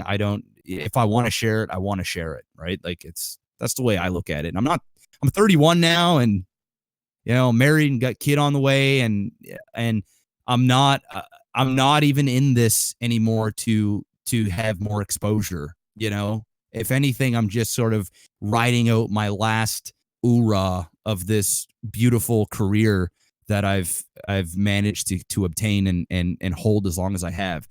I'm not in that mode of I need to grow. I need to put myself out there more. I need to do more shock value. Now it's just like I'm enjoying what I have. It's been a fucking amazing ride. I'm not trying to bring on any more attention that I don't. Not personally. Hey, I would love it for a Reddit post and a nice, a tea bagging and a fucking master exploder and have some hype and shit but I don't need to do these crazy things I used to do when I was 23, 24 years old. I just don't. I don't even want to do them anymore. I just want to chill. Yeah, exactly. Yeah. Yeah, I'm pretty much the same, really. I mean, I think I've always been a little bit more private about my shit than you have. I mean, for God's sake, we live streamed your fucking wedding on Twitch. Yeah. Which would never, ever happen for me ever in a million years. But it's still similar. Again, I'm not necessarily the guy to go out on social media or on my stream and start airing out all my shit. And have the breakdown and do the whatever thing, there's a line there. I inform people as much as they need to be informed to have an idea of what's going on with me and leave it at that. I'm not even that active on social media in the way that other people are. I spend most of my time on Twitter and Twitter only. I tweet out some random shit every now and then. It's mostly like retweets and comments on fuckery, and that's the show. I'm not on Instagram. I'm not fucking cataloging every move that I make in the run of a day. I'm not taking pictures of my eggs in the morning. I'm not doing Instagram stories of my walk in the afternoon. I'm not doing any of that shit. I do everything I can in my power to make sure nobody has even really a remote idea of where the fuck I am at almost any time. It's just even though I have like this tiny little community and nobody really gives a fuck, even with that I don't want to do it. I wouldn't even want to imagine the levels of not paranoia, but like the levels of or the lengths in which I would feel like I would have to go if I was somebody like Ninja. It would just be absurd. I'd be in a gated community in Beverly Hills. Yeah. So it's basically just I keep to myself for the most part. I am open with how things are going and certain things that pop up along the way, because I've always enjoyed that kind of thing with my community, and that's it. As far as relationships with community members or how I see them, again, similar to Jeff, I think the difference is that when you're in front of the camera and you're a personality of any kind and of any size, you have to be mindful of the first steps of crossing the barrier from long time viewer to hanging out, fucking going having like dinner, going to like movies, going on a trip, meeting up at a fucking like anything like that, like anything that is above and beyond the usual everyday interaction that you have in the streaming environment. is always an not awkward's not the word I'm looking for, but you definitely have the tendency to stick your toe in the water 7 or 8 times to really get a feel for people. And look at it this way: any relationship that you cultivate in real life, person to person, in order to make that happen over the internet, it normally takes a significant amount of time, and then you move that into the realm of a personality and a viewer over the internet, and it's a whole different fucking ball game. I mean, I can count on one hand how many people in the community that I would feel comfortable going and hanging out with and spending time with outside of the stream. And I have many people that have been with me for the entire ride, right? Like, it's crazy. Well,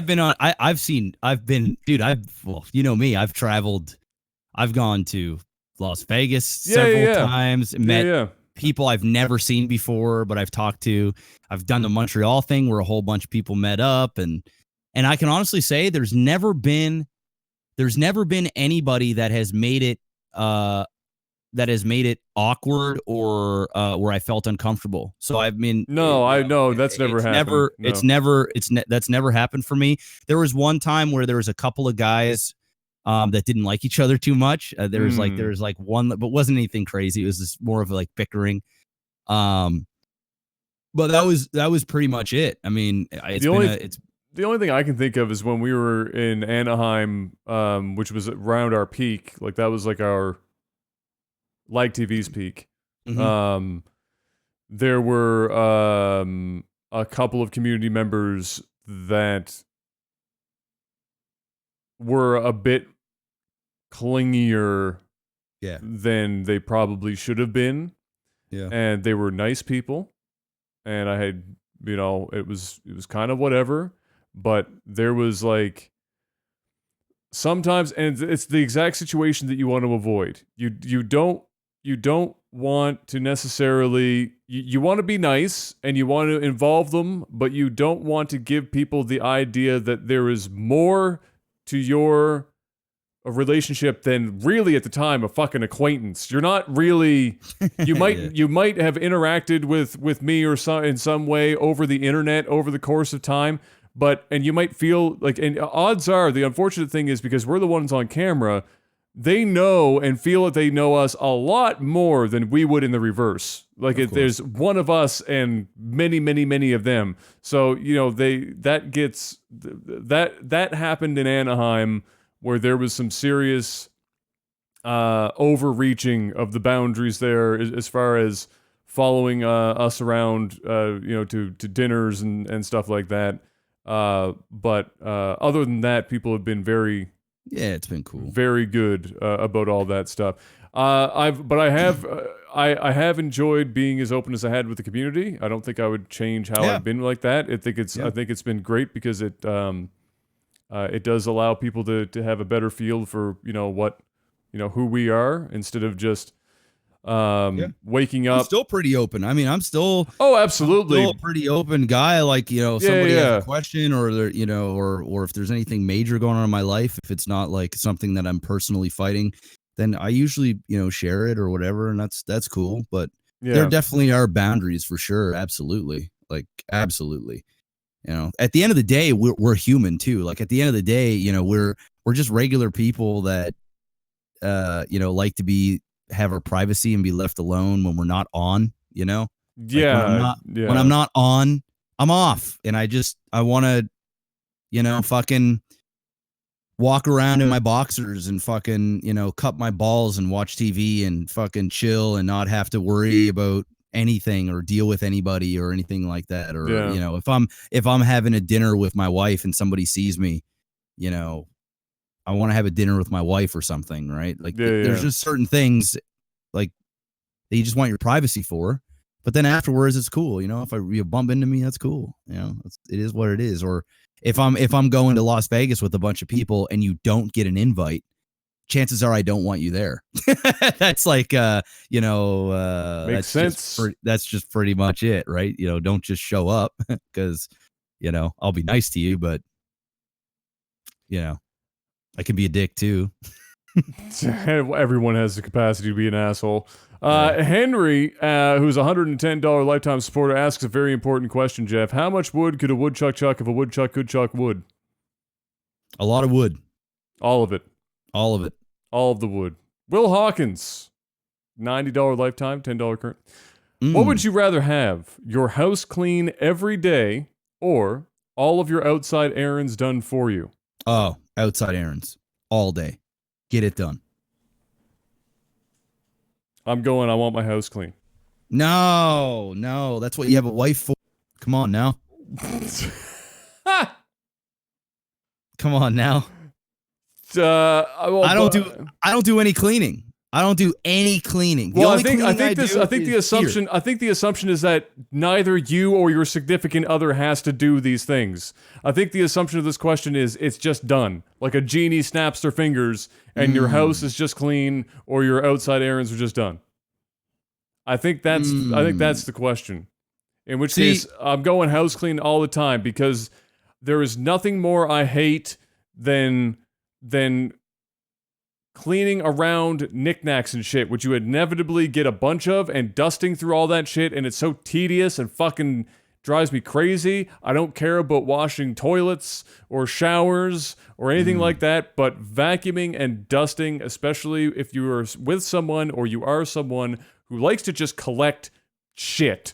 Just shelves full of paraphernalia that nobody's ever looked at or fucking thought about for 10 fucking years, but you have to pick it up and wipe the dust off of it and sweep the dust off the back of it on the shelf. That shit drives me fucking crazy. So even though I don't like going to get groceries, I hate it. Okay, so I was about to ask you, what classifies outside errands? So groceries, that's like groceries. For sure. Yeah, so, and I don't do groceries. So taking care of the property, I guess, lawn mowing and shoveling the driveway. No shoveling, man. It's bad, man. It's bad. I would clean the house any day than go out and fucking snow and ice and cold. Like, I don't it's nice to get out and get exercise. Like mowing the lawn is fine because it's usually nice out. You usually do it on a day there's sun and you're in your shorts and t-shirt. And you're getting a little bit of exercise and you're feeling good about yourself. And maybe you got your headphones on, you're listening to whatever. But in the fucking wintertime, man, in Canada for like 5 months, and it's just, if it's a bad winter, it is fucking brutal. It's not fun. It's not fun. Like, seriously, that outweighs cleaning. Like, I don't clean, and I would rather clean. I'd rather do the dishes or put them in my dishwasher. I'd rather like do some dusting once every like fucking 3 months, 3 to 6 months. I rarely dust. I actually have never dusted down here. I think I've dusted down here once since I've lived here. Oh, if my house was clean every single fucking day, like it was back home, because Mom cleaned the house every fucking day, meticulously, everywhere. There was never a fucking dish on a counter, even if I'm stay-at-home mom, man. Even if my ass put the dish there, she'd tell me about it, but the dish would be fucking put away, or she'd make me go back up and put it away myself. But the house was just fucking spotless at all time. Adam, yeah, come here. Basically that. What's that? That's I can literally I've seen it a million times over. That's it. What's that? We're up in the fucking we're up in the kitchen. We're grabbing some water or fucking juice or something, and we leave like a cupboard door open, or we leave a fucking glass just sitting there on the counter, and your mom just kind of walks, and she just slow walks, right? Your mom's never any type of rush. No, she just slow walks over. She sees it. She kind of looks down at your direction in disbelief as you continue to walk downstairs. She looks at me. I know it's coming. I start walking downstairs and I just hear, Adam, yeah, come here. And it's just a point, and you already know it's just a point. What's that? Yeah. Okay, and you have to go and do it, and that's the show. So absolutely, I know. She used to yell at me too. I lay anything around, fuck up a pillow on a sofa. You can't. I'll take a pillow and I'll just like put it there underneath my armpit and just kind of sit there for like 20 minutes. You better fluff that pillow back. And then I just get up and start walking down. Whoa, Jeff. Whoa. That wasn't like that when you that wasn't like that before. That's like, it's just like one-liners and a point. And it's a constant point until you go there. It's just, you gotta fucking do it. What's that? And she won't even ask you. No. She'll point at it and you implied. Just know inherently, I gotta go and do this shit or, she's gonna get mad at me. So exactly. I'll just go and get it done. That's basically it. So if I could have that done, yeah. I will shovel the driveway. I will get the groceries. I will mow the lawn. Fuck, all that shit is pussy shit. But cleaning a house is so tedious.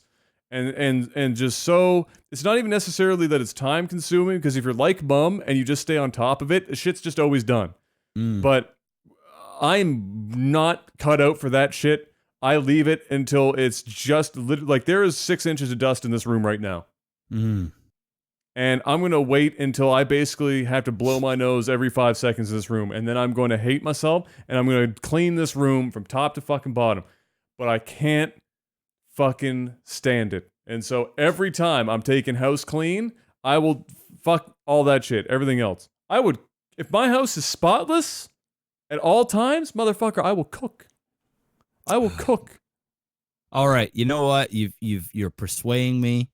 If it was up to me and there was nobody to do my shit for me, then yes, I guess I would prefer to have my house clean, spotless clean, not spotless. Just like not just spotless. Average clean, not we just picked up the blankets and folded them.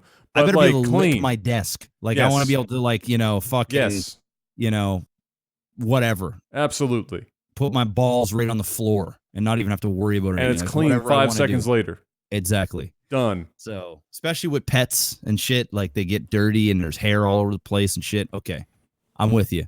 But man, doing the snow shit is bad. It sucks. Yeah, the snow shit. If my house is clean, and I'm cooking in the wintertime, I think the trade off is if I'm shoveling the driveway, you got to do the dinner too. You see, I've got it really, really good here. Kayla does literally everything. I've got it so good here. This is the secret, okay? If there's any ladies out there, all right? Yeah. If there's any ladies out there listening, all right, and you want to lock down your man. You want to lock the man down. There's 3 things you got to do. And this is going to sound really bad in 2018, but I don't give a fuck cuz I live and die by it. Number 1, you got to cook. You got to cook. All right? And you know what? If the dude if you're fortunate enough to have a man that can actually cook a meal, and he once in a while makes you dinner or whatever, cooks you a nice breakfast, you're already ahead of the game. Because me, I don't do any of it. Like there's no, Jeff is there. There's literally, you know what I do? I pay for takeout. That's my shit, right? It's don't worry, Kayla. It's on me. Yeah, if Kayla does not want to cook, and here's okay. So there's that. All right, I'm gonna go through my 3 things. That's number 1. Number 2, the house got to be clean. The house got to be clean. But there's a caveat there. I am responsible for my own area. All right. So if it's this basement, I do not expect my wife to clean up down here. In fact, if I come down and it's usually I'm clean. I mean, you can see the back all the times that you've ever been down here or I can't work in mess, right? Yeah. The messiest thing that I get is like I'll have a few water bottles on my desk, and that's really about it. And my garbage can's full right now underneath the desk. That's the show. Everything is spotless. I definitely need a vacuum, but beyond that, that's the show. If Kayla comes down here and she actually like cleans things or cleans clutter, that's like a bonus. That's like, damn, thank you. Like you'll actually get a thanks out of me. Like it's like, which is rare. Which is rare because there's certain things that I just expect, right? Yes, it's good. So if you do that, it's like, damn, okay, she's trying to get some dick or money or something or both. But thank you. All right. So here it is. Cooking has got to be a must. Cleaning has got to be a must. BJ's. All right. Got to suck the dick. Those are the 3 things. Trifecta. If you want to lock a man down, that is the show. And also, as a man, that sounds very like chauvinistic right now. All right. A little bit. I do not expect my wife to ever cook food on days she works. So if she works, or I should say for me, if she works at night, so she starts at 7 p.m., then yes, I would expect there to be dinner. But if she worked from 7 a.m. till 7 at night, I do not expect dinner ever. I have to fend for myself. So whether I have to go and like, put something in the microwave or I got to go and buy Subway, that's on me. Gotta get in the car, gotta go buy my food. I can't even ask her. I can't even ask her to make dinner. The best I can do is like, hey, baby, if you're feeling up, can you stick on some rice for me? Because I already bought some chicken. That's I'm down here working. Very magnanimous of you. And if she said no, I'd be like, all right, that's cool. Or she'd be like, I'm tired. I'd be like, okay, that's cool. That's it. So, but for me, there's rules. And they're unspoken rules. It's the house. They're not unspoken rules. All right, these are spoken. All right, we're speaking them on the podcast right now. Yeah, but it's unspoken between us. It's definitely not unspoken. All right, people. It was definitely spoken years ago, and now they are done. Okay, so this is my house. This is my household in a nutshell. Okay, the house is clean all the time. All right. If there's a couple of days in which the house is not clean, it's very rare, and she's usually like not feeling good or something, and that's cool. But it's usually no more than 2 day period where the house isn't clean. Only thing that I'd ever bitch about is if the laundry, if my clothes, if I'm like running out of shit to wear, if that stuff isn't dry or something like that, I'm like, yo, are you gonna do laundry? And then usually she does laundry. All right, so that's typically. You're digging a fucking hole right now, so I know deep. I know I'm digging a hole, but that's just it. Also, dinner's got to be made on days that she's not working. Jeff, I got a question for you. Yeah. Do you like leftovers? You know what? I used to hate leftovers. Don't you try and get your shit out of here. Don't you fucking try and backpedal this shit. I got you cornered now. I don't like leftovers. Yeah, exactly. I don't like leftovers. It depends. There's like two dishes that I like leftovers. I like leftover lasagna, and I like really, of all the things leftover, you can't even fucking cut that shit with a blowtorch in the microwave. I like leftover lasagna, and man, there's not really much else that I can eat. Chicken, like sometimes Kayla will prep chicken for a few days. I can do that. Those shake and bake. I can do those two things. But if there's like leftover chili or leftover ribs or anything, but chili's better on the second day. It's like the flavors develop.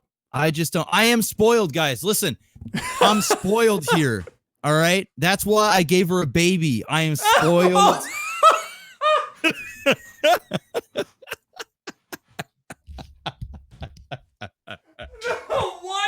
I am spoiled. Oh, lock her down. She's getting tired of waiting. She's getting tired of waiting. I don't want to lose her. I want that sentence as a fucking ringtone. I want that shit as a fucking ringtone. She fucking makes me dinner daily, so I gave her a baby. What the fuck? I gave her a baby. All right. I said, okay, fine, you win. I submit. I submit. Fuck, I'm not. I can't wait any longer. I submit. She's getting restless. So that's pretty much it. So that's the way my house works is I never go get groceries. Groceries, you will not catch me in a grocery store. I need to have food made on the days you're not working, and house has got to be clean. That's it. But you know what? All right. So here's the flip side. Before I start digging me a huge hole. All right. I've already dug it. I just don't want to be buried in it. All right. Build a ladder now, Jeff. Build a ladder. Here we go. Building the ladder. Okay. All right. Here we go. Here's what I'm responsible for. Money. All right. I'm responsible for taking care of the fucking snow, like when there's winter shit going down, I go out and I do the man shit. All right. Yes. So I do all the man shit, the heavy lifting.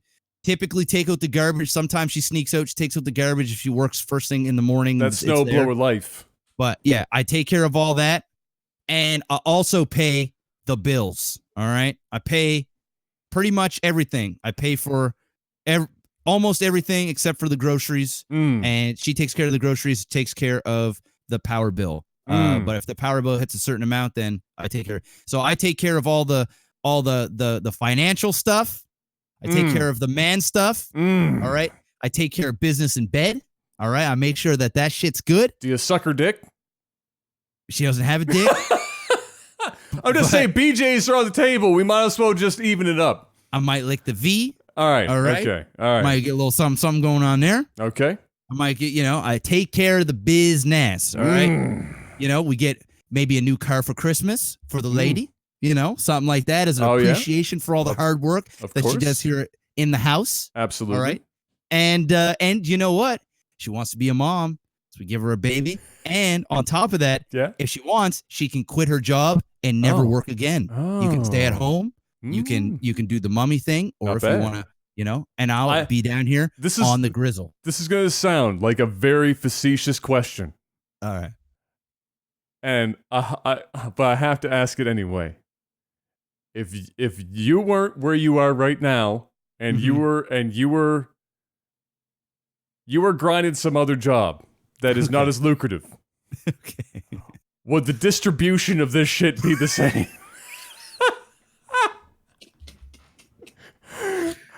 It's a rhetorical question, but I wanted to ask it anyway. You know what? Listen. It's relationships are all about give and take. Absolutely. All right? It's all about give and take. Absolutely. If I ain't got nothing to give, I'm in trouble. I'm in trouble, okay? Because if I can't take the wife on a vacation once a year, if I can't take care of those insurances and getting a car and putting a roof over your head, give you some security. Shit's getting real. I'm fucked. All right. I'm absolutely fucked because I don't know. Listen, I'm a lovable guy. All right. I can make you laugh, but I don't know how much good I'm good to you if I can't provide because you're probably not going to suck the dick. The dick game better be on another level. You're probably not going to make me move. And you're probably not going to clean after my fucking stanky ass. All those things aren't going to happen. So to answer your question, no, I'm fucked. I'm absolutely fucked. But thank God it all works. Thank God we have a happy house and we've got a system and a formula going. Oh shit. And you know what? All the credit to my wife because she's the type of personality and person that is super caring anyway, and she wants to do. She's a caregiver, yeah. Yeah, I mean, she does it for a living. She literally takes care of old people that are sick and dying for a living. So it's like second nature for her to want to make meals. Like when she makes me dinner, she always stands there and waits till I take a bite and see if I like it because she's proud of the dinner she's making and stuff. I like that shit. She likes it. It's not like I got her and I'm like, she's like fucking miserable and she's at the something that she doesn't want to do. It's the type of things that she likes to do, so it's not like it's not like it's a bad thing. But yeah, I mean, I'd be fucked if I couldn't provide. I'm fucked. I mean, what kind of woman out there wants a man that can't provide? Well, what kind of woman wants that shit? Well, obviously, a woman wants nobody. to feel secure. She wants her man to take care of her for the most part. I know I'm being that. Listen, there are probably girls like, I'm an independent woman. I don't need no man to do. Listen, most women would like a man that's gonna be there for them, not only financially, but there's to talk to and to get some loving from and to have a relationship.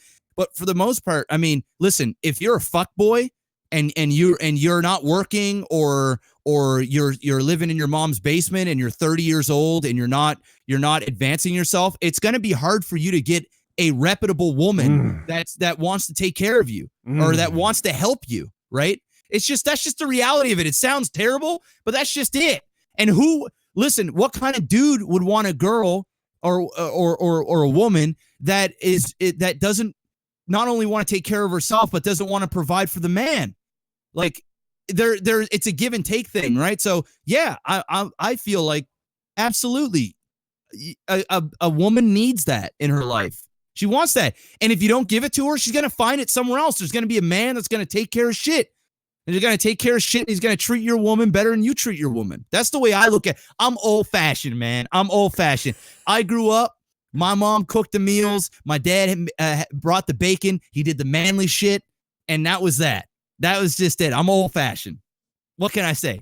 I mean, I grew up I gotta find a girl that's old fashioned with me. I grew up in the same situation. Dad made all the money. Mom stayed at home and raised me and took care of the house. Yeah. Mom would freely tell you that she still thinks that's the best system that exists. And even when Mom was working, before she stopped working, she was still doing all of the shit at home. She never expected Dad to do any of it. She's say that 1,000 times over. Dad would occasionally, Mom jokes, Dad would occasionally pick up the vacuum cleaner. That was about the sum total of the shit. Other than, of course, yard work and that kind of whatever. But as far as household stuff, house was always spotless. Food was always fucking ready. Everything was always fucking done. And that was on top of working. And they're happily married for like how long now? Fucking many years. Many years. It works, folks. I'm not the devil, okay? I know it's 2018, but it works. It's not that it can't work in other ways, but it does work. When when both people are on board like anything else. Yes. It does absolutely work 100%. And at the core of it all, no matter what, a relationship is likely to fail if either party feels like the scales are tipped too far in one direction or the other. Usually the direction that is not in their favor, obviously. Of course. But that's just, yes, absolutely. That is the way that it is. But yeah,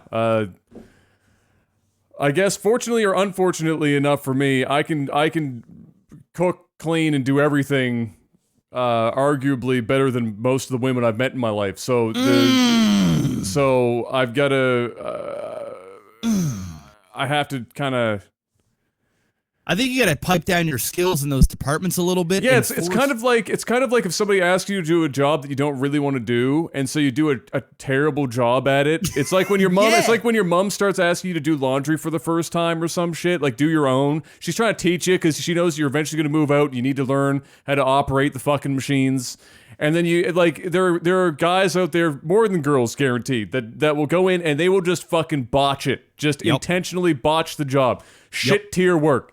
And maybe some of Mom's laundry got mixed in there at the same, and now her clothes are shrunk and it's fucked up. And now it's I tried, but you had me doing it and I didn't feel like that's the thing. Yeah, you're in trouble now. I don't give a fuck. I will put my skills up in cooking and cleaning with anyone. Woo! Anyone, bring it on. My mama taught me fucking good. And his mama was a pro, so don't even fuck with it. No. Don't even fuck with it. My dad was horrible, and my mom wasn't even good. My mom wasn't even good. Our house was dirty. You have reasons the cooking why. Was horrible. You have reasons why. I'm literally bred to be a degenerate fuckboy that can't take care of himself, that I need a woman that knows how to fucking do shit.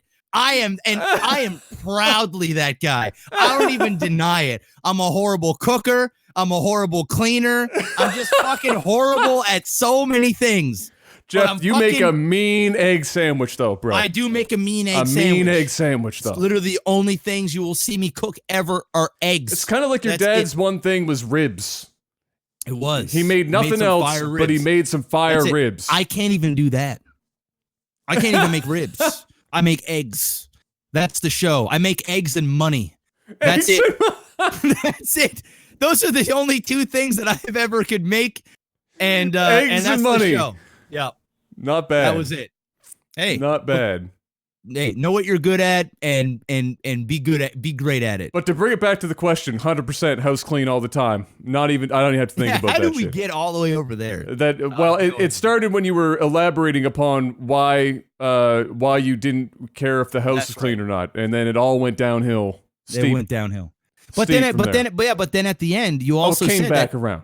Yeah, but at the end, then you said, "Hey, your mom did the exact same thing that I'm talking about." Oh, 100%. And it worked out great. Oh no, it works out great. I wasn't digging. I guess maybe to some people's ears it might sound bad, but you also got to understand the household, right? Everybody's home is different. Everyone's home is different. If you're both on the same page, then it's good. Dad, to be fair to Dad, So, because it sounds like I threw my own father under the bus a bit there. Threw him under the bus a little bit, but it's okay. He worked hard. Dad did. To be fair to Dad actually did the manual labor to keep up 2 homes for his entire life. So the homestead, because the house is 160 years old, and our home, he did all of the shit, carpentry, the whole plumbing, electric, everything was all fucking done by Dad, pretty much by himself. I watched. I like to think that I was involved. I was moral support, but that was about the fucking show. I drove some nails into some wood. But really, it was all Dad. Everything was, and he cooked. There were nights that Dad cooked because Dad could do it. Dad still got the bachelor skills, mostly casseroles, because it's the bachelor life that's still coming back. But Dad does the work there. So I don't want to completely fucking throw my dad under the bus. Dad does more work than I will my entire life in about 10 years. So. Same with my dad, and I've not worked a chance a lot, I'm gonna. And my dad will outwork me. No hope. You know, and it's funny. It's hard for me to even say. No hope. I work my ass off because, you know, these guys, your old man, my old man, they've done hard labor. It's a different breed. Type of work. It's a different breed. Like, yeah, it's like, you know, we're millennial fuckboys. Yeah. You know, thinking we're working hard because we put in 12 hours. We're talking in front of a doing computer. man jobs because we're out there fucking shoveling snow. Yeah. Come on now. My dad's like 55 or 56 years old, and he's twice my size, a literal brick shit house. And that's not even from just working out on a regular basis. That's called just working for life. It's just manual labor. That's just like, you know, every inch to his bicep is like 10 years of work. And it's like it's like if you cut down a tree. Is this like the green? Is this like the Green Mile? He's Michael's like Duncan or whatever his name is. You like get the fucking rings in the tree, and you can see how old the tree is by fucking how many lines in there. It's like every inch to my dad's bicep and his traps is 10 years of manual labor. He just wears that shit on his sleeve. You know what I mean? It's like, fuck. He's got like rough fucking gritty hands and shit. That's like, you know, fuck. You know, just some nasty shit. It's a different world entirely. And now I will. All right, I've got my better half in chat asking me to save her because apparently I threw her under the bus too by saying that I was a good cook. So I'll clarify this. Gabs does laundry and she does she does a great mean bathroom clean, and she does great cooking. She does very well. Very well indeed. In fact, tonight she's making one of my favorites. She's making her meatballs, which are amazing. And so no, don't think that she's incapable of doing the shit. Stop backtracking, Adam, because you also admitted you're better at all those things. In fairness, I've had You know what you're not getting tonight? I've had more practice. Get fucked. Not get fucked. In practice, in fairness, I've had more practice.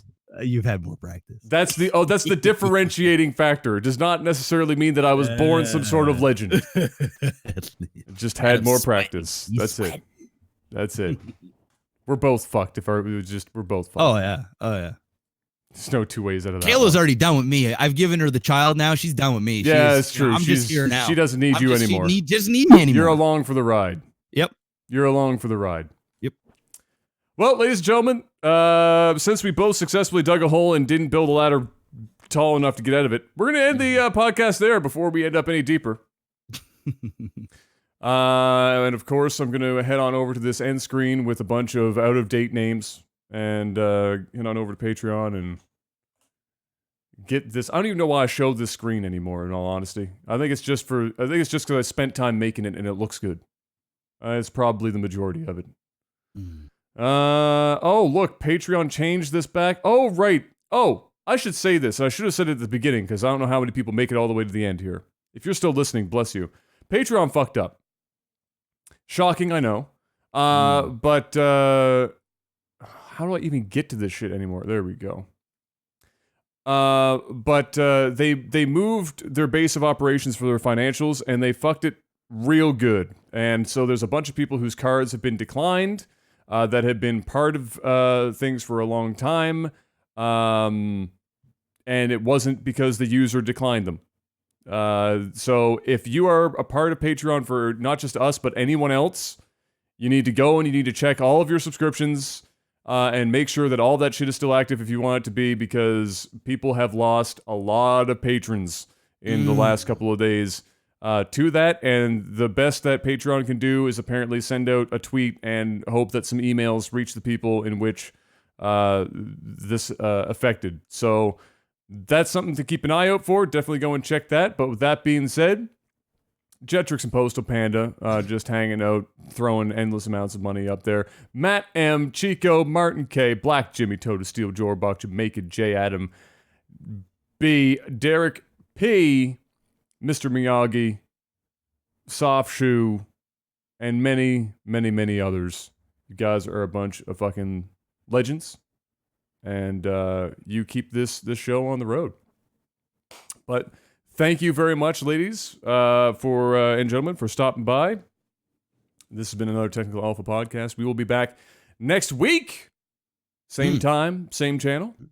And until we do see you, have a good one, and peace.